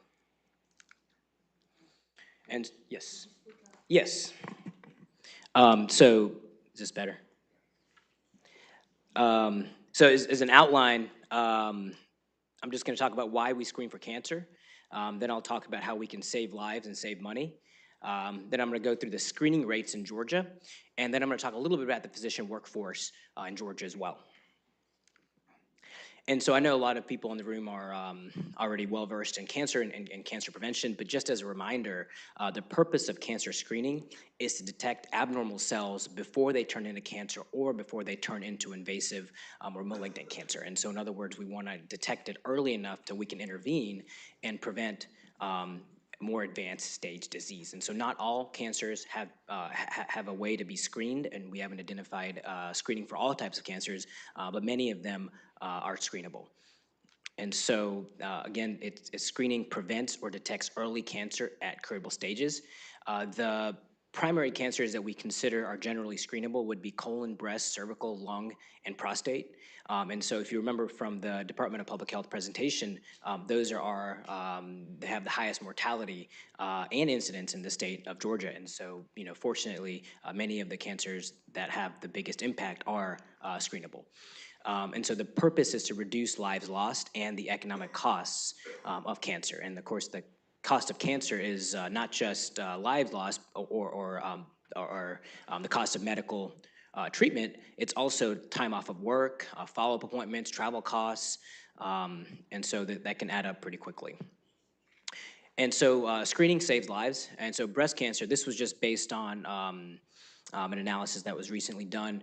Breast cancer screening can reduce mortality by at least 40%, colon cancer at least 50%, cervical cancer at least 80%, especially when you combine it with the HPV vaccine. So nationally, if we increase screening by just 10%, we'll save tens of thousands of lives. And so the program we did with Jenny Wren at East Georgia, we increased colorectal cancer screening at a rural, I would say, low-insured population by 10% even over there. And so certainly if we do something like that nationally, it can save tens of thousands of lives. So just as an illustration, so this is just for colorectal. You could do the same illustration for breast cancer or really any other types of cancer, but that are screenable. But just as an illustration for the colon cancer screening program, we use a device called the FIT kit, and so that's just a little like a little kit you can see has a little applicator. You take a piece of a stool, and then you can get screened for cancer. You're good for a year if it's negative. Costs about $5.67. I mean, the price range is somewhere between $5 to $10. If it's positive, then you need a colonoscopy. Colonoscopy is about $1,500. With that, you can actually directly visualize the colon. If there is a precancerous growth, you can take it out, or sometimes you detect early cancer. That's about $1,500. So versus the treatment cost is $60,000 to $90,000. Just the Medicare.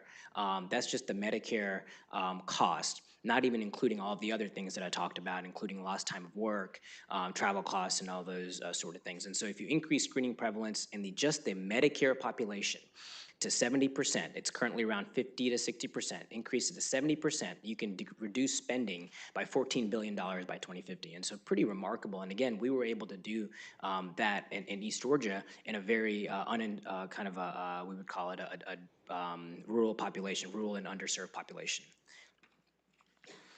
So again, colon cancer screening saves lives and it saves money. So we know the benefits of colon cancer, so then how are we doing in the state of Georgia? Unfortunately, not that great in all of the categories. So colon cancer screening, this is based on a behavioral risk factor surveillance system that the CDC has. They do these periodic surveys and they ask, they do surveys for all around the country, but this one in particular was done in 2022, and it's a telephone survey, so we know it's not perfectly accurate, but it's really the best we have in terms of monitoring state level and county level data on screening. And so we were only at 58% in 2022 with colon cancer, and Georgia actually ranked 39th out of 50 in that. We were just above Mississippi, so you can always count on Mississippi, but probably not where we want to be. Breast cancer, we were a little bit better, 27 out of 50, so about average. And cervical cancer, we're actually doing much better, 8 out of 50. I believe the Department of Public Health, I'm not as familiar with cervical cancer, but I believe they have a screening program, a statewide screening program specifically targeting cervical cancer. And then if you actually look at, if you go beyond, I don't know if there's a pointer, but if you look at colon cancer, I have 58%. So that's the rate for the entire state of Georgia based on that CDC survey. If you look at the FQHC data, FQHCs are federally qualified health centers. They're partly funded by federal grants. And they serve hundreds of thousands of patients. I believe it was somewhere between 500,000 to 600,000 patients last year. And they were only at 40% and 41.6% for colon cancer. And the reason is, again, this is a very rural and underserved, uninsured, or underinsured population. So even lower than the state, which is also not doing that great. And if you look at it, breast cancer, cervical cancer, and it's not to say that FQHCs are doing a bad job, it's just that's just the population that they work with. So this is geospatial mapping of screening. Again, this is based on that survey, that CDC survey that was done.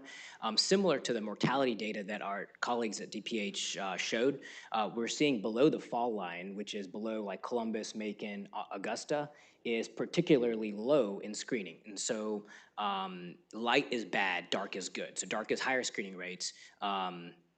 Light is lower screening rates. And so we're seeing pretty clearly there's a huge shift in the top of the state and the bottom of not a huge shift, but a huge difference in the top of the state versus the bottom of the state. And that's true with a lot of different metrics that we track. And so certainly in places that have higher mortality are the places you want to really target screening programs. Well, here we're seeing that the screening is actually the lowest in those areas.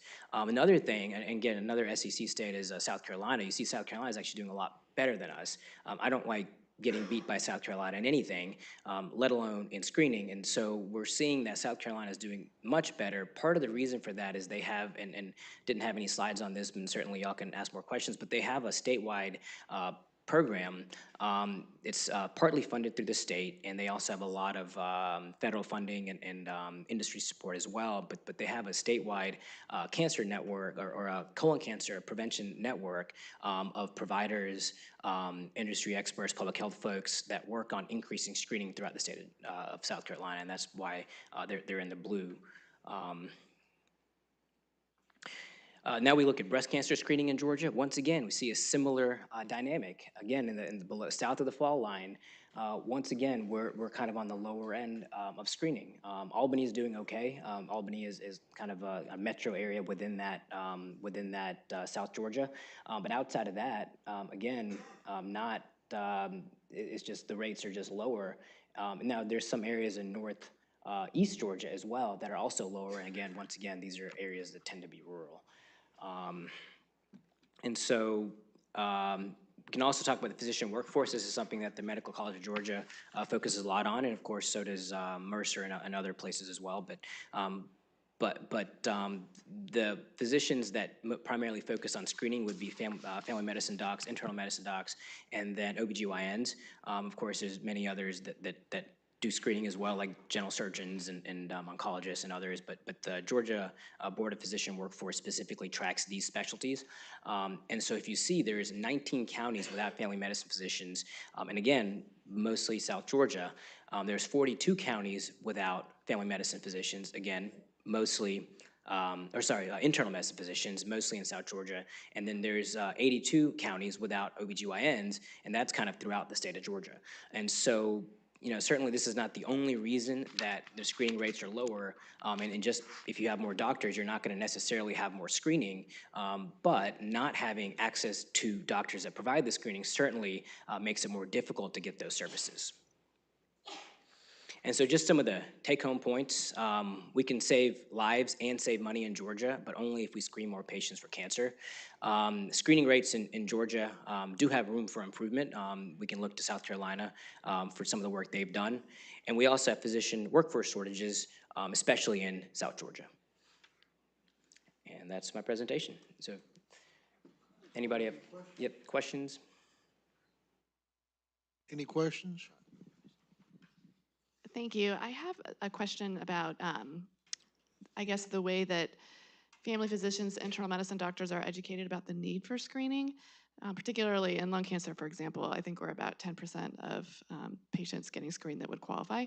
Are there more opportunities, or how do we create opportunities to liaise with our primary care physicians so that we can educate and continue to press the need of screening all patients that are eligible? Yeah, I can tell you what we did. And so, I keep talking about Jenny Wren, but we really did a great job over there in East Georgia. And so we created a provider education program. And so we would go in and we would educate the providers. We would talk about screening. And just by that, increasing that level of knowledge, we were able to get more patients screened. So I think there's somewhere between 8 to 10% increase in screening over, and we did other things as well. But that's certainly one of the things. We have a virtual platform that we use. Georgia Core helps with this as well, is called Project Echo. And so this is like a virtual training platform that we use to educate providers all over the state and really all over the country on the benefits of screening and how to implement screening programs. And so I think there is a bigger need for it, and certainly a bigger dedicated effort would help. Any other questions? Jasmine? Representative Clark. Thank you very much. So one of the first presentations that we had today was from the Georgia Core, I believe, and they talked about how in 2011, I guess due to funding, we had just gone through the recession, the Georgia Cancer Coalition, which I assume was a statewide cancer coalition, folded. And so now we still have the regional cancer coalitions. We still have Georgia Core. There are still people who are actively working on this. But do you see a correlation between how South Carolina, with their statewide colon cancer prevention network that is actively across the state working, do you see a correlation between that and us not having like a statewide intentional effort versus like regional, which I think is important, but also maybe as a state, we should just be focusing on the entire state instead of dividing the pie? Yeah, can't comment specifically on those coalitions, but I can tell you in South Carolina, they did, it was very disease specific, and so that's one thing. So there is $1 million in state funding that they get, and it goes to the University of South Carolina. But they also get funding from industry and from private donors and a lot of other people. But I think being disease specific is one thing because, you know, all of us focus on a lot of different types of disease. And so having a group of people just for colorectal, I think made a difference over there, as well as, like you said, having that statewide effort and somebody that's really looking over the entire state, focus on that specific initiative, so. And one follow-up question, actually it's not a follow-up, it's a separate question. A lot of these presentations have focused on physicians and access to physicians, but we have other healthcare professionals that can do screenings. Is anyone looking at the other types of healthcare, advanced practice, registered nurses and things like that, that can perform these screenings as well? And is there a way that we could get, you know, individuals like that into some of these rural areas that do not have access to physicians? And is, you know, is there any Yeah. policy around that that you can think Yeah, of? so I don't know the policy, but I know that in FQHCs, many of the providers are what we call mid-level, so that would be your nurse practitioners and your AP and your physician assistants, and so and they do a great job. I think you know, I think they're amenable to learning, and so if we provide education to them, they can definitely fill that gap, especially in screening. You have a question? Yeah, go ahead. Representative Maziak. Thank you. Excellent, excellent. I think our PAs and APRNs, they are our first line of defense. They're the ones that really do our couple of times a year information, scheduled visits, so that I think that they're the screeners. What I wanted to ask you is about the age of screening. Let's talk specifically about colon cancer. Mm-hmm. We had a bill that did not make it last session that lowered the age for colon screenings. Could you speak to that a little bit as far as age goes? Yeah, yeah. So right now, so we actually lowered, we as in the national guidelines lowered the age for colorectal from 50 to 45. I think there was some talk on lowering it even further. The reason it was 45 was because we see that slope of increase in incidence kind of really high at age 45. And so that's why they did 45. But I mean, you know, certainly there are patients younger than 45 that get colorectal as well. So I think it's probably worthwhile at least looking at. I think a lot of times that got raised to Medicare age, you know, maybe as low as 55. But yes, I think you're right at 45. I'm glad to hear you say that. Hopefully we can get that across the line soon. Thank you. Can I follow up to her question? Yeah, so to a follow-up to that, so when we look at screenings, I think that what we do is we kind of just choose an arbitrary age. And it's not arbitrary. There is a lot of data that goes behind it. But we oftentimes don't take into account differences in different demographics. For example, I was shocked to learn about triple-negative breast cancer being higher in African-American women, and they are more likely to die from triple-negative breast cancer, and they are more likely to get diagnosed with it earlier than the recommended screening times, yet that screening age, it has lowered some, it's lowered to 40, but it seems like we should also, if we're going to be disease specific, we could also even get a little bit more detailed in how we, yeah, I'm trying to figure out like the specificity of what we're screening for and who we are screening. Would you? Yeah, I would love for physicians to have, or NPAs or whoever is doing the screening to have a little bit of leeway on that. Right now, we really have no leeway, and so if it's below the guidelines, we cannot get reimbursed for screening. and so we won't screen. And so, but like, for example, I was looking at the data that the DPH presented on county data. And so I live in Dougherty County, and so I have a higher risk of cancer just inherently being there. And so maybe people from where we are should be screened at an earlier age. And maybe that'll change the curve, but that's just not something that, we're seeing, so.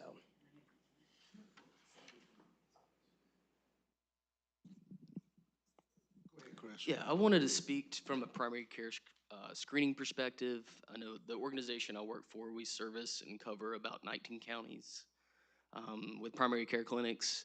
In the past several years, organizationally, we've made data available to all the clinics by provider of their screening rates for specific things: colorectal screenings, lung cancer screenings, cervical cancer screenings. And through a robust EMR, that data is available, like real time. And so the more that we hold providers accountable for their screening rates, like the more the providers are going to individually make sure that we ask patients about their screenings on their physicals. To give a real life example, just yesterday I saw a guy I see once a year for his yearly physical, and he left, and I was like, crap, I didn't ask him about his colorectal screening, so I called him on the phone. So having providers that have a sense of responsibility for those screenings when they see those patients is integral. And then as data becomes more available and we hold providers accountable for their screening rates, I think that's going to continue to drive the positive screening rates across the state. Yeah, go ahead. Could you speak to, I agree with you 100%. What about cursory screenings for people that are underage? Would that be a viable way to, well, this is cursory, we're seeing some indicators in somebody that's 50, 45, whatever age, pick a number, and then we could put that in the insurance packs? Do you think? That's tough. There's a screening rate, and insurance companies kind of stick to it. But I will tell you, I have patients that want screenings early, 35-year-olds that want colonoscopies done, and they'll go pay for it. Those are patients who are great at advocating for themselves. But that from an insurance standpoint, it's hard to move those screening numbers. But I agree, and sometimes there are certain cases that patients have other risk factors, and it's not inappropriate to screen early. Well, in the DNA screenings that we're seeing more and more, these young kids want to know, and they'll pay for it themselves to get those DNA screenings, correct? You guys are.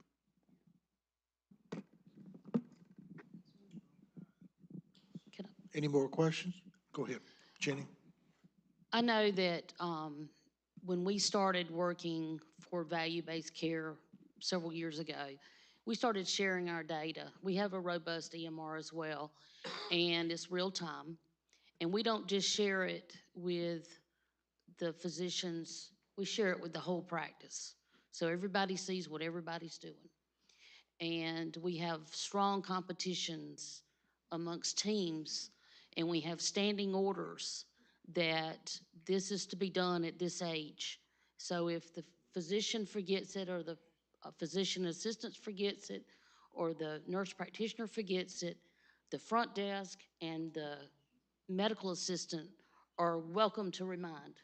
So that has turned our numbers around completely, as well as having access to funds to help the uninsured pay for that colonoscopy after they have the positive fit. If they can't pay for it, I mean, it's not free, but they are getting it less than $1,500, because some people, if you told them that, they just throw up their hands. So I think those are some of the factors that made our numbers move. And I think that one thing that we did is remove the stigma. Nobody wants to talk about colon cancer. Nobody wants to talk about that. So we really just did everything we could to bring out that stigma. So we have poop awards, we share it, we have it everywhere, and they fight over that award.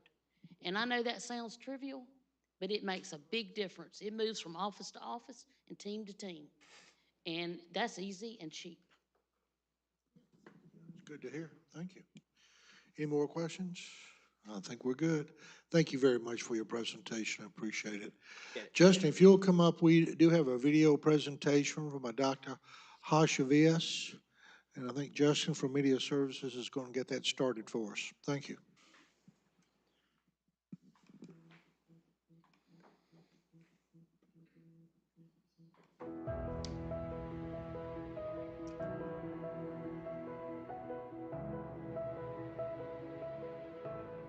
Good morning, everyone. My name is Dr. Harsha Vyas. I'm a board-certified hematologist and medical oncologist practicing in Dublin, Georgia. Dublin is located in Lawrence County in the central part of our state. It is surrounded by about 8 or 9 rural counties from which I draw my patients. My cancer center, the Cancer Center of Middle Georgia, is the only full-time cancer center in a 50-mile radius serving cancer patients. First of all, I would like to apologize for not appearing in front of the committee in person. I had a prior commitment and conference I had committed to, and I apologize sincerely for this. Hopefully I will have another opportunity to meet the committee in person. I wanted to thank the committee's chairman, Representative Lee Hawkins from Gainesville, and the other committee members for making this very crucial committee happen. So there are several challenges facing cancer care in the rural part of our great state. Each one of these could take 20, 30, an hour to discuss, but I'm just going to use this 20-minute opportunity to go over a top-line view of these challenges with kind of a one-liner solution. Now, these issues have multiple moving parts to it. Like all you lawmakers know, there is no one easy solution, but the most important thing to begin with is to start talking about them. After I graduated from Wake Forest University about 15 years ago in hematology and medical oncology, I finished my fellowship there. I moved to Georgia, and I've been practicing in this community for about 15 years. I have a pretty good view, boots on the ground view of what's going on here. And I can tell you, even 15 years ago, these issues facing rural cancer care were quite glaring to me. Now, over the decade and a half I've been here, things have significantly worsened. And I believe we are at a moment of crisis, and we need to act before the last of the few practitioners like me are either driven out of business or get consolidated into entities who really truly will not be able to provide the kind of care a full-time doctor who lives in the community will likely provide. So let's go ahead and talk about some of these issues, and we'll gladly whatever issue which needs to be discussed more, we can talk about it as well. Thank you so much.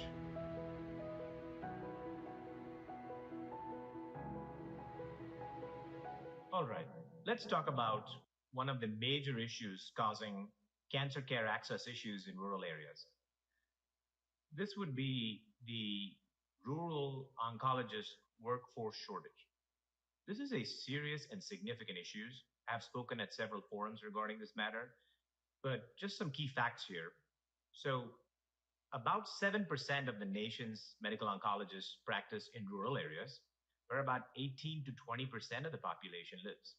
So right there, you've got a major mismatch of doctor to patient ratio.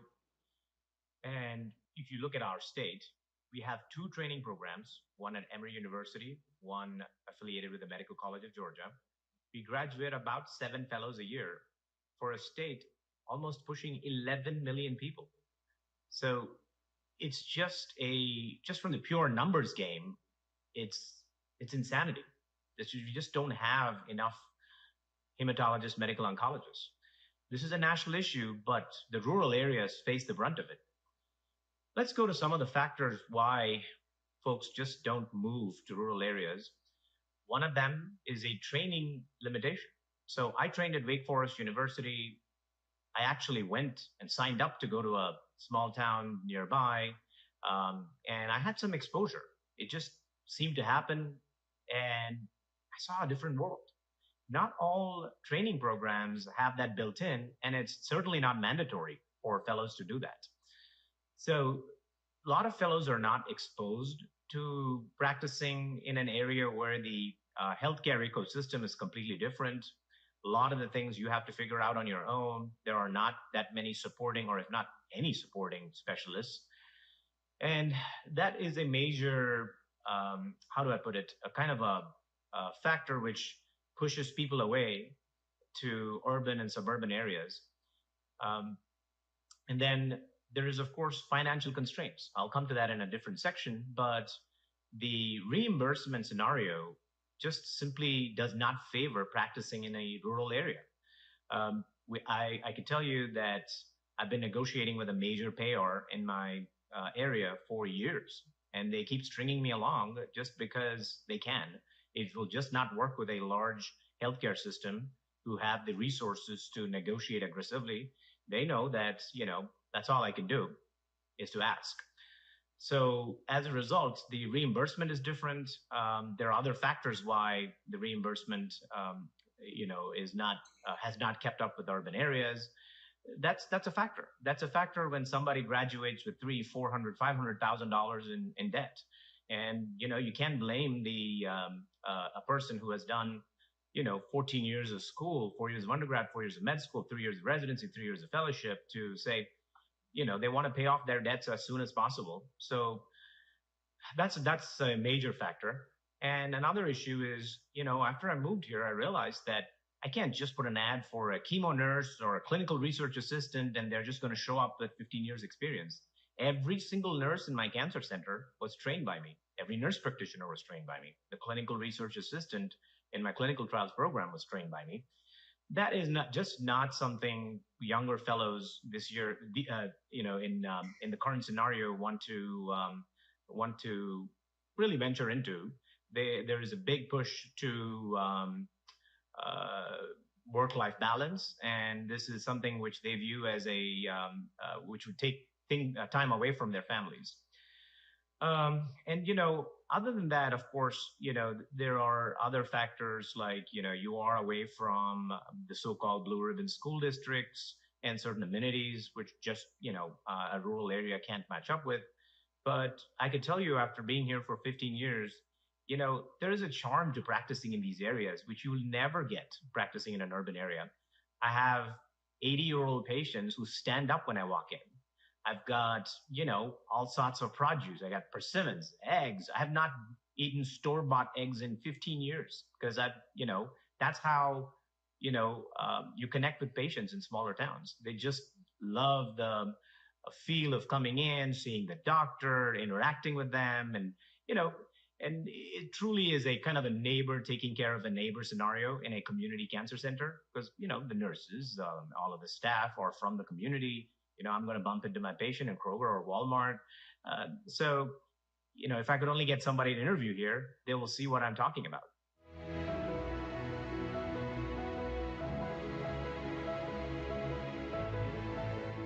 Let's explore this important issue of financial constraints facing private practices like mine. Just to give the committee perspective, just 15 to 18 years ago, majority of oncologists actually were in private practice in Georgia. And as of 2025, just a handful of practices are left. There is a significant number of reasons for this consolidation going on. And as a result, the most affected area are the rural areas, where typically the practitioner was a private practitioner who owned his own practice. The folks who worked there were from locally employed.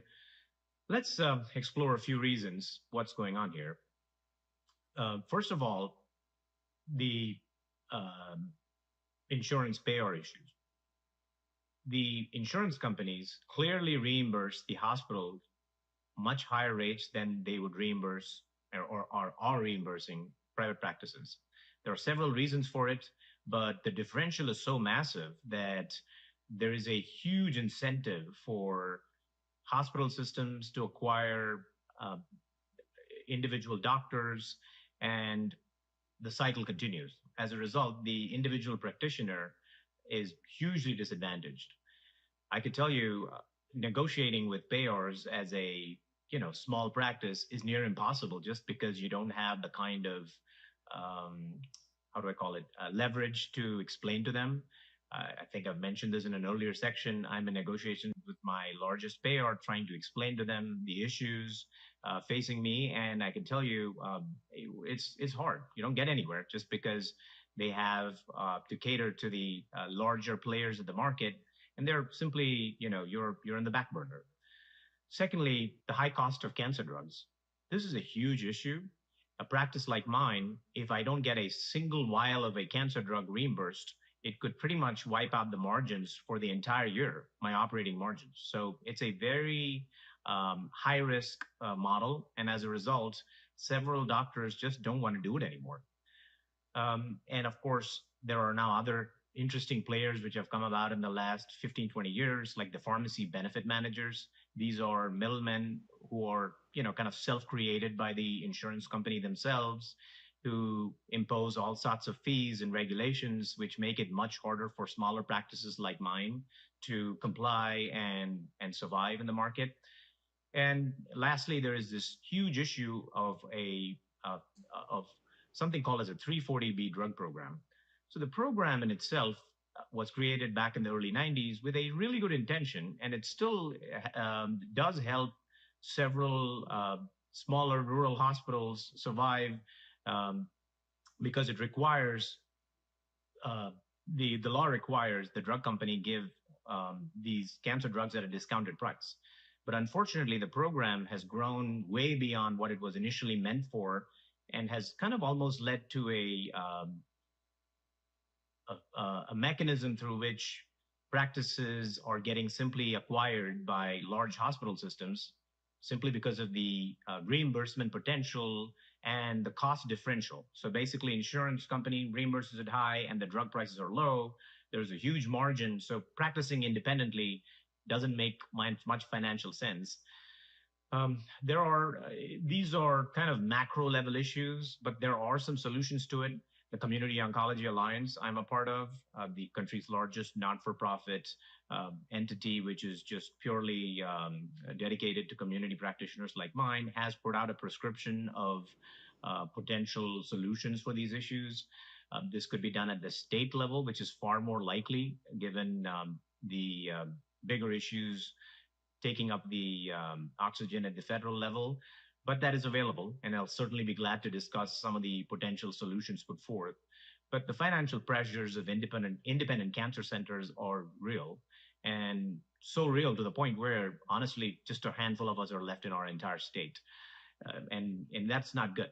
And this is a huge issue why there are large swaths of our rural part of our state where there are really no community oncology clinics which are present, simply because they're not financially viable anymore.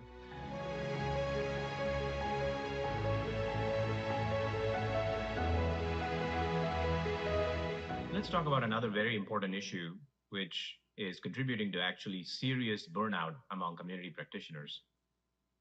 These are insurance company roadblocks, such as prior authorizations, step therapies, and delays in approving therapy.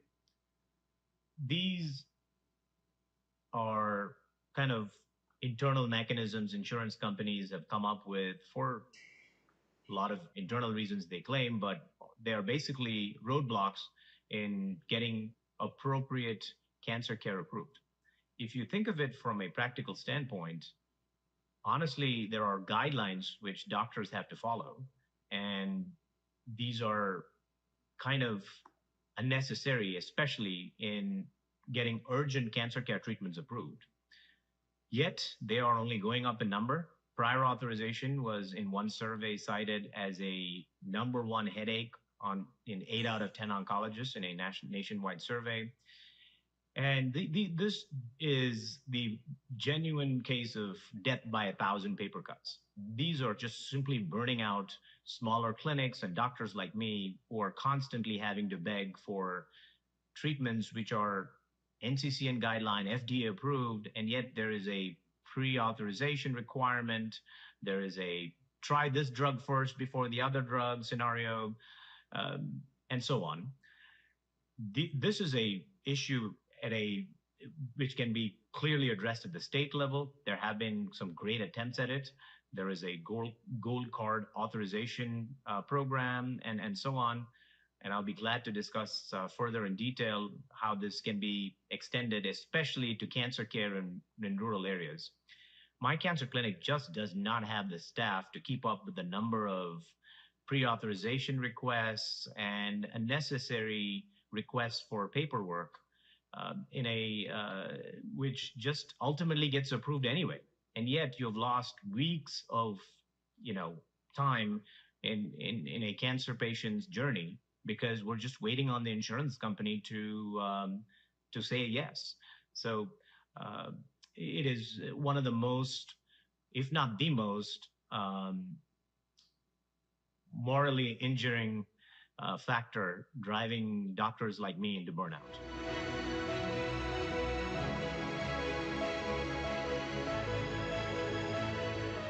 Let's now talk about some infrastructure issues in rural areas which lead to care issues in the cancer care setting. First of all, transportation.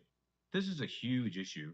My patients typically travel 30 to 50 miles in several instances, and folks who have difficulty in accessing transportation for whatever reason, it's just simply hard. If you're not able to come to the cancer clinic, we got an issue. And we just don't have Uber or transportation services or buses or anything like that here.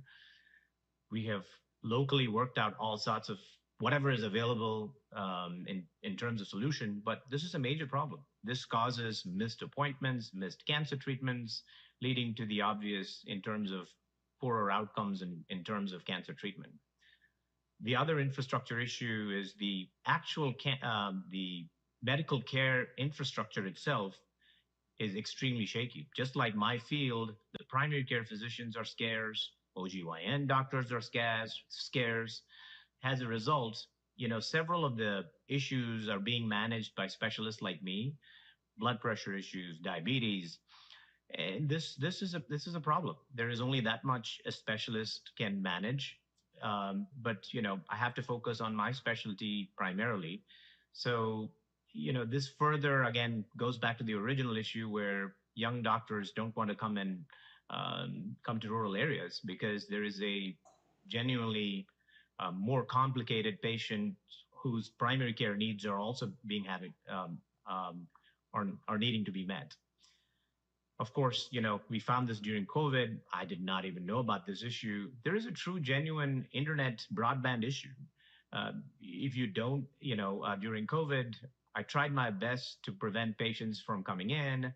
And then I found out how hard that is, just because how the broadband access in some of these rural communities are really, really bad. As a result, we would have patients come in, log on to our guest network in the parking lot of our cancer center, and I would do a televisit. This is a problem which I think is a low-hanging fruit, and I know there's several solutions being put forth, but this would make a huge difference in the lives of cancer patients who are even in smaller towns, even smaller compared to Dublin. And of course, financially, the average rural patient tends to be poorer than their urban counterparts, and it's just heartbreaking to see some of these, when they have a high deductible plan, they have not, unfortunately, thought it through and picked something, and it's just financially crippling. Their urban counterparts are able to access all sorts of grants, and yet, here we have 4 or 5 family members come in and have to put the, copay in 4 different credit cards. It's just heartbreaking to watch this. And this leads to, they rationing care for themselves. They receive cancer care, but they may not be able to go visit a dentist or, seek mental health options. So that is a major issue as well.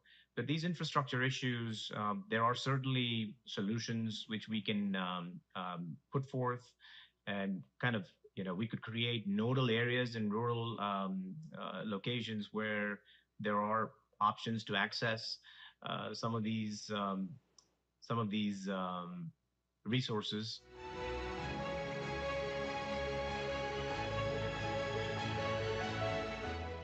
In conclusion, rural cancer care access is hugely dependent on individual physician-owned practices. This type of care is high quality, low cost, and delivers the care as close to the home of the patient as possible. This model is under great pressure, and rural cancer care access, as a result, is in great jeopardy.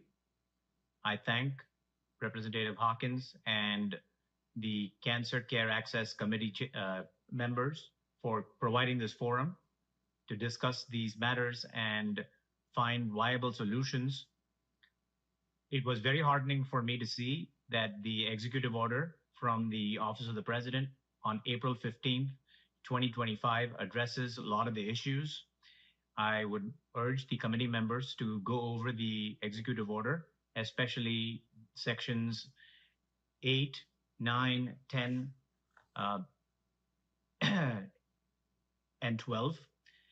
All of these address the pharmacy benefit manager issue, and specifically Section 11 addresses and directs the Secretary of Health and Human Services to ensure that the Medicare program is not encouraging a shift in drug administration volume away from less costly physician office setting to more expensive hospital outpatient department. It also, in further sections, talks about transparency into pharmacy benefit manager fee disclosure, and as well as anti-competitive behavior among the PBMs. This is a positive development for community oncology practices at the federal level. We at the state level can address several of these issues successfully and preserve high quality, low cost care close to home.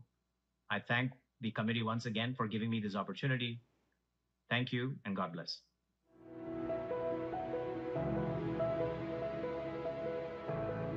Thank you. That was a great presentation. Okay, next up, we're going to move to Northeast Georgia Health Systems, Angie Caton, who is Assistant Nurse Manager for Oncology Services. Switch out this laptop real fast.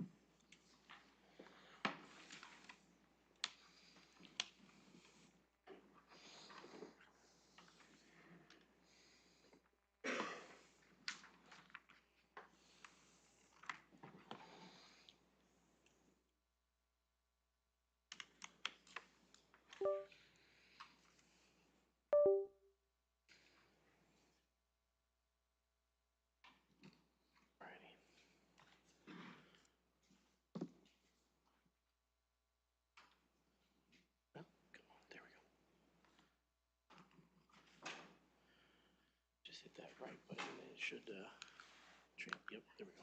You're magical. If I get this one out of the way here.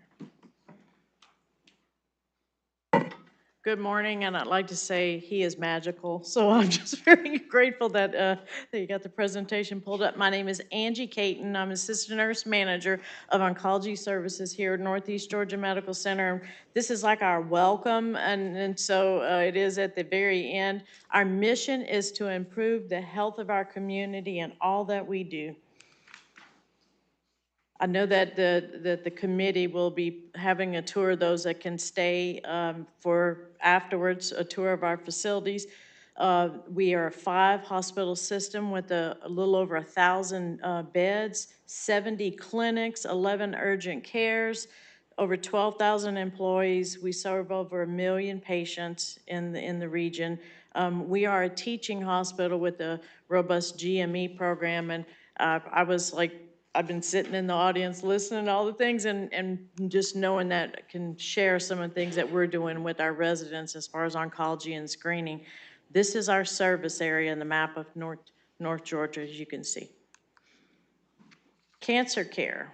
We are one of the accredited COC hospitals. We also, as Lynn mentioned, we partner with the Georgia Corps. We're an in-core site for clinical trials. We have APEX accreditation. That's our new tower in the background. I'm very proud of that. All right, this is the crust of my work and all the things that you guys have talked about today, that a lot of this is about maybe how you can bring that locally to reach some of the rural areas. So this is some of the things that we do to reach our rural areas. You'll see the pictures of the sweet children, Boley Committed to Student Success. That's Barrow County, and which is not in theory a rural county, but if you've ever had to travel it, it is very rural to travel to the schools. For 7 years, we've done TAR Wars, tobacco use prevention, and included vaping. We've got vaping in that education. 2,000 4th and 5th graders every year for 7 years. So that program continues and highly successful with partnership with the schools and the local leaders of the Barrow Hospital. The middle picture at the top is a wonderful project that we've reached out to churches with American Cancer Society, a statewide initiative with AME churches, the African Methodist Episcopal churches. We called it Faith Over Fear. It's increasing colorectal cancer screening in the African American population. So that is so important because the incidence is higher for colon cancer in African Americans. So reaching the population where they're at and where there's trusted information delivered. In the corner at the bottom, we went to Toccoa for the 23rd year for a senior expo trying to reach seniors. And I want to call out to Dr. Kiker, who we partnered this past year in 2024 with the project to help his clinic reach lung screening patients, potential patients. I also run the lung cancer screening program. And so we had a list through our EMR that partnered with him. I contacted the patient. They said yes, or they said no, reached out to their office. He ordered them, they went. So again, a partnership that helped them. I know they're busy and I know that they have, and you know why? Let's use that data, because the data supported Stevens County with high incidence of lung cancer and high tobacco rates. Same thing with Barrow County, high incidence of lung cancer, why that's important. So why is it important to go to Stevens County and encourage those patients to have lung cancer screening? Because we know that that's a data-driven event. We also, the middle picture, you see a bunch of us, there's a bunch of cancer survivors in there. We're trying really hard to promote survivorship. And that was a rowing event, partnered with the Lanier Rowing Club. And we had a 12-week program where cancer survivors could be together and learn a different kind of physical activity since we're so close to the lake. And then, of course, we're really active in survivorship with American Cancer Society. And just call out to our lung cancer roundtable and our advocacy work. I know a lot of my friends, a lot of this work is about partnership and relationships, because again, I might throw out some numbers, but it's all about the people that you interact with and that help you with your job every single day. And this is I love the Georgia Lung Cancer Roundtable. Not that I don't love the colon and the prostate cancer roundtables, but this is probably one of the roundtables that I love. And the governor signed a proclamation, which he's done for the last several years. So here are our numbers of cancer cases in 2023, and as you know, and if you don't know, but from listening to the DPH story, the cancer registry, you know, we lag a little bit behind, but I know, and because I know my organization's data, I'm also over the cancer registry, 2,980 analytic cases or cancer cases that were treated here in 2023. And our top cases here in our region were breast, colon, lung, prostate, and GYN cancers tied with thyroid. But it's not about the numbers. It's about like this wonderful patient that you see right here is young, who has stage 4 or extensive small cell lung cancer that is in a rural location, who is unemployed, who has food insecurity, who has nearly any social determinant of health that you want to put out there, she has, and that she still has a smile on her face. She shows up to events. She shows up to her treatments with our help, and we love her. But so what happened is that as we were planning events for our program, thought about maybe doing some neck checks for thyroid cancer because we knew that it was one of our top 5. So that's when we looked at some of the state data, the SEER maps, and we saw that a lot of our counties were red, higher than the state and the national incidence. And so that's how the work with thyroid, the concerns about thyroid cancer began. And now Dr. Machado will come tell us a little bit more about the thyroid cancer incidence in our area. Thank you so much.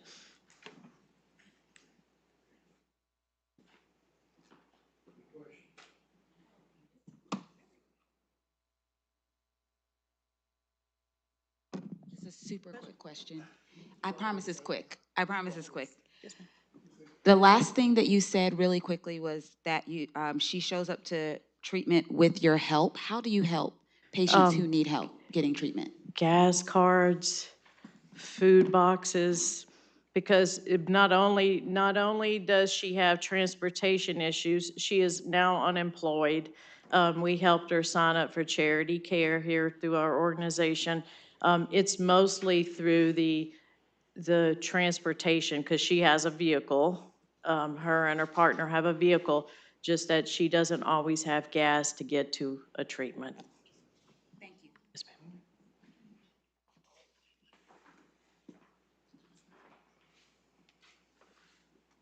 All right, good morning, everyone. I know we're reaching the tail end of our program, so I will try and be as brief as I can. To Representative Hawkins and the rest of the subcommittee, thank you for your interest. Thank you for being here today. I think this is a big part of how we're going to move forward as we talk about thyroid cancer in our area. So just to introduce myself, because it's my first time meeting a lot of you, my name is Nikita Machado. I am a fellowship-trained endocrine surgeon, which means that 100% of what I do is endocrine disease. And so thyroid cancer is actually a very big part of what I treat. Now, when we start to think about this in context, you'll see some of the epidemiological data, and I know we've talked about this with committees, with the SEER database, but from about the mid-1970s, I'll say thyroid cancer incidence rates across the country were growing pretty dramatically. We saw quite a large increase in the 2000s and 2010s until it sort of plateaued a little bit. And there's a lot of reasons why that could be. One is the fact that our diagnostic capabilities have become so much more sophisticated over the last few decades. We have better imaging, we have genetic tests, we have tools in our toolkit that we just didn't have before. And so with that comes an increase in the number of early stage cancers that we're able to diagnose. However, it doesn't account for everything because we are still seeing an increase in some of the locally advanced cancers and the distant disease. And I don't think that that can be attributed to just better screening or better testing. When we look at how common thyroid cancer is, it's actually the 6th most common cancer in women, so it didn't make our top 5 list this morning, but the numbers are up there. And when you look at how common it is in women compared to men, there's almost a 3-to-1 skewing in favor of women developing thyroid cancer. That is not a small number. Now, I will say statistics are statistics. They don't tell the whole picture. I have treated 23-year-olds with thyroid cancer, and I have treated 88-year-olds with thyroid cancer. So this isn't really a one-size-fits-all, and that's why I think awareness applies to everybody. The wonderful thing, I think, about thyroid cancer is that it really is curable, not just treatable if you catch it early, and if those patients make it to a physician or to a surgeon. However, I don't really want us to confuse curable with something that is not completely disruptive to patients, to their lives, to those of their loved ones, and then financially potentially burdensome and toxic for them as well. So I think numbers tell us a story, but there's nothing more important than real-world examples. So I want to tell you about a patient of mine who I think is a perfect representation of why we're here today. She's 38. She's this extremely vibrant mom of 2 young kids, happily married with a full-time job, so obviously she has her hands in 1,000 different pies. She came in to see me for the first time about 4 or 5 months ago because her primary care doctor on one of her follow-up visits had noticed that her neck just looked different, is what she said. And I think this is a big plug for the work that people like Dr. Kiker do out in our rural communities, where if you don't have access to good primary care or internal medicine, you're already behind the 8 ball. The primary care doctor did what anybody would. She got an ultrasound to take a look at the thyroid and then found a nodule. I will say 90% of thyroid nodules are benign, so that is reassuring in and of itself, but of course, this patient had a nodule that looked suspicious. So then she had a biopsy, she had genetic testing, and while we couldn't tell for sure that this was a thyroid cancer, and that is one of the drawbacks with the testing that we have, it was suspicious enough that she was sent to me. So we talked about our options, and we felt the best option was at least to take out the part of the thyroid that had the cancer in it, or potential cancer in it. We did that, and unfortunately for this patient, it did come back as a cancer, and it came back as something more aggressive than we were expecting early on. And remember, she's 38. So we had a second discussion about how aggressive do we want to be, and understandably, she wanted everything done. So that meant a second surgery with me to remove the rest of her thyroid. And then it meant getting her set up for an additional treatment called radioactive iodine, which is basically radiation in a pill form, and I like to think of it as a smart bomb for thyroid cancer cells. So she's undergone all of that treatment, and I know for a fact that she's going to do great in the long run, just based on our statistics with thyroid cancer. But her worries were different. It was the financial burden of 2 operations, the time away from work, the fact that when she had to get radioactive iodine, it meant isolating at home away from her young kids and her husband for about 5 days, and then any potential risk to them from being around that radiation exposure. And those are things that I don't think we can minimize, because even if this is a cancer that is curable, there's so much else that comes with it. Now, I want to draw your attention to this because she is one of many. So when we look at the thyroid cancer incidence rates by county in the state of Georgia, and I look at Northeast Georgia, the numbers sort of speak for themselves. This is age adjusted, so Representative Hawkins, to your point, if there are some counties where there are older patients and there's a demographic shift, this data does account for that when it looks at thyroid cancer incidence. So we can clearly see in 9 out of the 15 counties here, we are double the national average. The most important question then is why? When you compare this to national data, you'll see a couple other hotspots in the country. A lot of them are concentrated in the Northeast, but then we show up on that list as well. And I want to make sure before we move on to a second equally important piece of this puzzle that we recognize a few things. I want to make sure we draw a fine line between overdiagnosis and worrying about those small microcancers that are likely not going to affect our patients in the long run versus cancers that have the potential to spread, that can metastasize to lymph nodes and need more aggressive therapy. The other question too, when we see this higher incidence of thyroid cancer is it happening as a coincidence, which seems a little unlikely? Is it because there are environmental factors that we are unaware of that could be contributing to this? We know for a fact that radiation exposure and family history are 2 of our strongest risk factors for thyroid cancer that have been proven time and time again.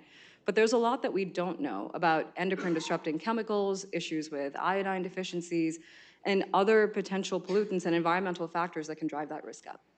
So when it comes to trying to figure out that piece of the puzzle, I don't think it is a single physician, single health system endeavor. I think this is where partnerships are crucial, whether it's with legislators that care, and that's why you're all sitting here, or whether it's with partnerships with research and other institutions where they have the expertise that we may not, where we can look at these factors and figure out what the distractors are, what the confounders are, and then is there really something that is preventable, treatable, and fixable so we can offer these patients care early on and they don't necessarily need their entire thyroids out, radioactive iodine therapy, and more aggressive treatment, and we can focus more on thyroid conservation and quality of life. So to that end, I know the next speaker is Dr. Hyde from the University of North Georgia. He's gonna give us his perspective on the thyroid cancer issue. It's a little bit different, and I would say complementary to mine. and I'm hoping that we can answer any questions that you might have. Thank you.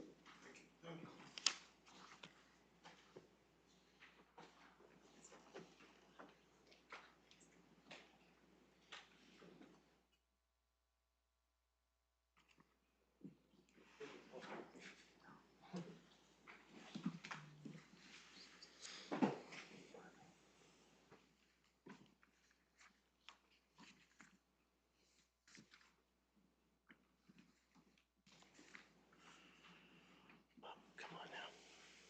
There it goes. I know.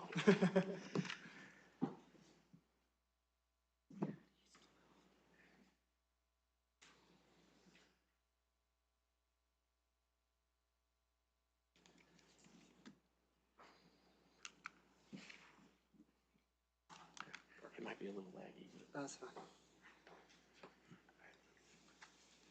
So I want to start by saying thank you, Chairman, for inviting me to be here, inviting the University of North Georgia to be here as well at this pretty much landmark occasion, I would say. This is the first, this is the first House Committee meeting on this, so I think it's a landmark occasion for cancer care across the state. My name is Dr. Parker Hyde. I'm here to represent the University of North Georgia in our commitment towards investigating this increase in thyroid cancer that is really starting to pop off in the North Georgia area. So since this is my first time meeting many of you, I thought it would be best to kind of introduce myself. So before I get into who I am and what I do, I am also the son of cancer survivors. So both my parents, my mother had breast cancer, my father had bladder cancer. And then my mother decided that she was going to have colon cancer in addition to her breast cancer. So it's one of those things that I've been constantly surrounded with. My mother-in-law actually just passed away 2 weeks ago today from stage 4 esophageal cancer, and her funeral will be on Sunday. And then my wife's grandmother had thyroid cancer, and she was a lifelong resident of Hull County as well. So it's one of those things that's been constantly in my life, and I've committed a lot of my life to investigating it. So I am currently faculty at the University of North Georgia. I work in the College of Health Sciences and Professions. I did my PhD at The Ohio State University. A lot of my research over the past 10 years has been focused on, I would say, translational oncology. So I have done everything from mouse models, cell line models, real biochemical analysis, all the way to working with women with stage 4 metastatic breast cancer. So I've really covered the full translational suite. In that time, I've secured a lot of money. I've received a lot of money from private donations and private foundations. I've also worked with many pharmaceutical companies in looking at kind of trying to minimize side effects through both dietary and exercise interventions. So a little bit different than what we've talked about today, but still in the scope of this. But I'm going to transition a little bit, now that you know who I am, and talk about the background and the problem. So Dr. Machado just kind of alluded to this dramatic increase in the Northeast Georgia area for thyroid cancer, and she showed some data that looked very similar to this. So this data is from Department of Public Health, and as you can see, really from 2008 to about 2022, there was a dramatic and really I'm not going to use the word cluster because that's epidemiologically wrong, but there is a heightened focus of thyroid cancer diagnosis in this severe Northeast region and really in this district too. I don't know that this gives the best picture, right? Static images usually don't give us the best picture. So what I actually did is I went and pulled the CDC data from this area and I started to look at the trends over time. So what you are going to see in this video file or this .gif file is going to be the actual increase in diagnosis rates and incidence rates of thyroid cancer across that far North Georgia area. And as it matriculates through, you can see the increased density of incidence rates occurring in that Northeast Georgia area. If we go in and we start to dive on the actual incidence rates in this district too, you can see that Hull County has an age-adjusted rate of 25.5, so that's incidence rate, so this is new diagnoses per 100,000 population. White Georgia has an age-adjusted rate of 26.3. Habersham has an age-adjusted rate of 23.8, approximately 24, and then Lumpkin about 25. The state-adjusted incidence rate is about 11.5%. So here we are 2.5 times the average state rate when it comes to new diagnosis of thyroid cancer in the area. Now, epidemiologically, this is not a true clustering. It's too diffuse of an area for it to be a true clustering. But it's still one of those things where it's starting to be an alarm bell that should be going off in a lot of our heads. Like I said, I'm the son of multi-cancer survivors. I've got this in my family. Early detection, early treatment is one of those things that we can do to really improve outcomes. We're starting to see those hallmarks now. And then when we compare it to the country, I did the same thing. I went and pulled for approximately the same years, and you can see that there is that same Northeast region plus the North Georgia area. Now, we are not able to see the North Georgia area as cleanly on this image because it is looking at the full state, but it does still give you an idea that we are dramatically above the rest of the state as well as the rest of the country. Now, like Dr. Machado alluded to, age as well as biological sex assigned at birth, and then genetics and radiation are our primary determinants, usually and historically, for things like thyroid cancer. Now, a lot of us in this room probably understand genetics as the way that we learned it in high school biology or even middle school biology. This Mendelian approach where it's like big P, little p, and we get these wrinkly Ps or not wrinkly Ps. And most of us understand that genetics, we have double-stranded helix of DNA. That's not the full story when it comes to DNA. Instead, we have these things called epigenetic modifiers. So we have DNA gets coiled around histones. That's one way that we can suppress and express DNA. DNA has methylation, alkylation states where we can actually suppress and then actually kind of expose new DNA sites. And we have things like microRNA, which are going to work on kind of post-translational modification, a fancy way of saying we have nucleotides that do not get made into proteins. A lot of the new research and evolving research, at least since 2019, there's a study published, a systematic review, which is one of our highest standards of science by a group led by Fior et al. In 2019. And what they did is they started to investigate some of the environmental causes of these epigenetic modifications of thyroid cancer. And they really started to look at these thyroid or endocrine disrupting compounds, and they pulled out a couple of them that were really highlighted. So some of them are perfluorate compounds. So these perfluorinated compounds are going to be things like PFOAs or I'm blanking on PFAS, perfluorinated alkylating substances. And these are going to be surface surfactants. These surfactants are used as stain repellents. These are used as non-stick surfaces. These are used as flame retardants. These are very heavily used compounds.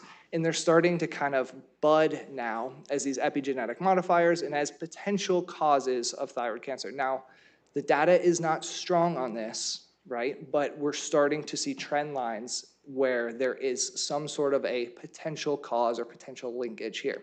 So it is important to note that while radiation is the #1 cause, there's other things in the environment that need to be investigated as well. So one of the things that UNG and our partners with North Georgia Health Systems are kind of committed to is starting to look into this. So unfortunately, Dr. Lin was not able to be here today. So I'm going to kind of give you guys a cursory overview of the research that he is already wanting to start and has already begun building a team around. So Dr. Neil Lin is a lecturer at University of North Georgia on the Gainesville campus. He did his MD at Ross University, and he received his MPH, or his Master's in Public Health, from Yale School of Epidemiology and Public Health. Now, Dr. Lin is committed to this project. He's already working on this project, and he's already recruited many students across the biology, chemistry, and then the Institute for Environmental Spatial Analysis, or IESA. He already has undergraduates that are committed to helping him with the research for this project. Now, IESA is a really neat program at the University of North Georgia. It is a geospatial analysis specialty. So they look at high resolution, like kind of topographical maps, and they really start to look at honing in on what could be the kind of geographical cause for some of these issues. Now, Dr. Lin's proposed project is a multi-phase project. He wants to first take and start looking at the year-over-year data instead of the 5-year data. Almost everyone that has gone up today has talked about 5-year data. That's kind of what SEER database gives us. He wants to go in and look at the year-over-year so that he can start to pinpoint a little bit more specifically if there is something happening. Now, like I said earlier, this is not a true epidemiological cluster because it's too diffuse of an area, but he wants to go in and look to see if there's a little bit more to the story than we're being led to believe. After he goes through those, The second phase of that study would then to be investigate what are the potential causes of the increase in thyroid cancer, if there is actually a true uptick that is happening. So overall, the proposed research questions from Dr. Len is to look at the trends in thyroid cancer, look to see if there is a true clustering. If there's not, why is it happening in this big area? And then to see the causes of increased incidence rates. So my major takeaways, I was trying to be fast, sorry. My major takeaways is that there is a clear incidence increase in thyroid cancer. Now, epidemiologically, we can't say it's a cluster. That's very important to state. But we can say, and we can see visually, that there is a large increase in this incident rate, right? It's one of those things that's really hard to argue against when you look at the data, especially when you start to see those video files. Secondly, just like everything when it comes to cancer awareness, when it comes to cancer, increased funding is very needed in this area. It's a low income area. It's an area that it struggles, right? So increasing the funding in this would be fantastic. And really the major thing that I want to bring home is that University of North Georgia is committed to figuring out what is happening. This is happening in our backyard. These are our neighbors that are suffering with this increase in thyroid disease and thyroid cancers. University of North Georgia is committed alongside our partners in North Georgia Health Systems to really dive into this and figure out what is happening. So thank you. Much. It was very impressive. You know, one of the goals of this committee is to find a pathway to solve some of these issues, and this issue is obviously high on our list. Do you think it would be a good approach to also include Dr. Machado and Northeast Georgia in this study, to maybe do a co-study with them, especially with their access to the patient and provider information?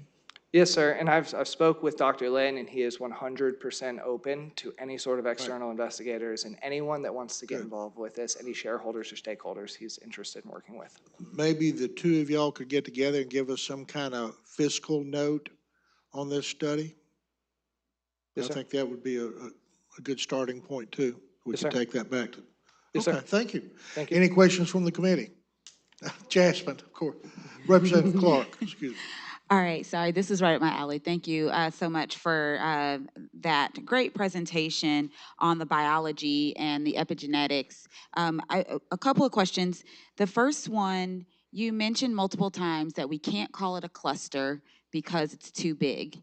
Is it possible that we are looking at multiple clusters and they just happen to be really close to each other?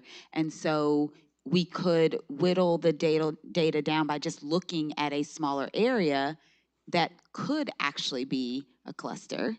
That's my first question. Yeah, so 100%, we could be looking at multiple clusters. I am not a trained epidemiologist by training at all, so I'm not going to speak to the science of that, but I do believe that that is something that could be investigated for sure. And so you talked about perfluorinated compounds. They are pretty, prominent in our society. But what are some examples of perfluorinated compounds that would be found maybe in some of these areas or just in Georgia in general at a higher rate than what we see across the nation? Because they're everywhere. But why in these particular areas? Is there any correlation whatsoever? So I can speak to the compounds, but in terms of, we haven't dove to see if there's an increased incidence of exposure to these compounds. A lot of these perfluorinated compounds, you'll see them called PFCs very commonly. They're used as surfactants. That's kind of the best way, or they're used to kind of minimize surface interaction with other chemicals. What you essentially have done, and this is super sciencey and I apologize, is it's an organic structure, so it's carbon containing, and we've pulled hydrogens and we've pushed fluorine onto it. So it's synthesized. And when it does this, it provides a stain resistance, and it provides a heat resistance and almost like a cooking resistance. So this is not Teflon. I'm not saying this is Teflon. Let the record say this is not Teflon. Think about how Teflon cooking surfaces work. Now, Teflon has historically used traits of PFCs. I'm not going to say that they've actually used PFCs, at least not recently. You know how Teflon cookware has the ability to have that non-stick component? So PFCs are one of the things that, that's one of the primary things that PFCs do. When you start to think about how often we have stain-resistant things. Like all of the carpets that you have in all industrial settings are going to be stain resistant. Most carpets that you have in your house are going to be stain resistant. Flame retardants that most firefighters use, those like large volume flame retardants, those also have a high level of PFC inside of them. Does that answer your question? Yes, it does. Thank you. And then the last question I have is about funding. You said you get a lot of private and pharmaceutical funding. Is there a lot of federal funding that goes into this type of research? So in my translational work, I received quite a bit of funding from a Canadian foundation, actually, not even American. It was a nonprofit foundation called the Hecht Foundation. And it's a lot of my work has been in more non-traditional. So I looked at dietary interventions and things like that, which is a lot harder to get funded by NCI. In terms of this specific project, it'd be hard to say. It's not my specific project, so I wouldn't be willing to answer that. Yep. Thank you, sir. Any more questions? Thank you very much. I would like to do a wrap up and thank our host again, Elizabeth Holcomb in Northeast Georgia Medical Center, and all the folks that have participated in this today and made us feel welcome and provided this auditorium and refreshments. I want to thank our presenters. You've done a wonderful job in providing a lot of information for us, and we look forward to some further contact with you and further discussions. Next week we'll be at Phoebe on Monday and Tuesday down in Albany. Then on July the 8th and 9th we'll be at MCG. So we'll continue studying this issue. Also want to thank Justin and Rachel for media services from the Capitol and Vince Wigan from Legislative Council. I know there's a lot of other folks. I could go around the room and name each one of you. And thank you for being here, but I'm not going to do that at this point. Elizabeth, do you want to say a final word? I think she does. For me, I would like to thank y'all for your attendance today. Thank you. Yeah, I was just going to briefly let everyone know that I know everybody has a busy schedule, but we did set time aside to offer a tour to the members of the committee. We'll probably start around 12:30-ish, because we will need to break for lunch. But if anybody has any interest in joining the tour and would like to stay back, just come find me outside where we had the coffee this morning. So thank you all for coming. Be safe traveling. Thank you.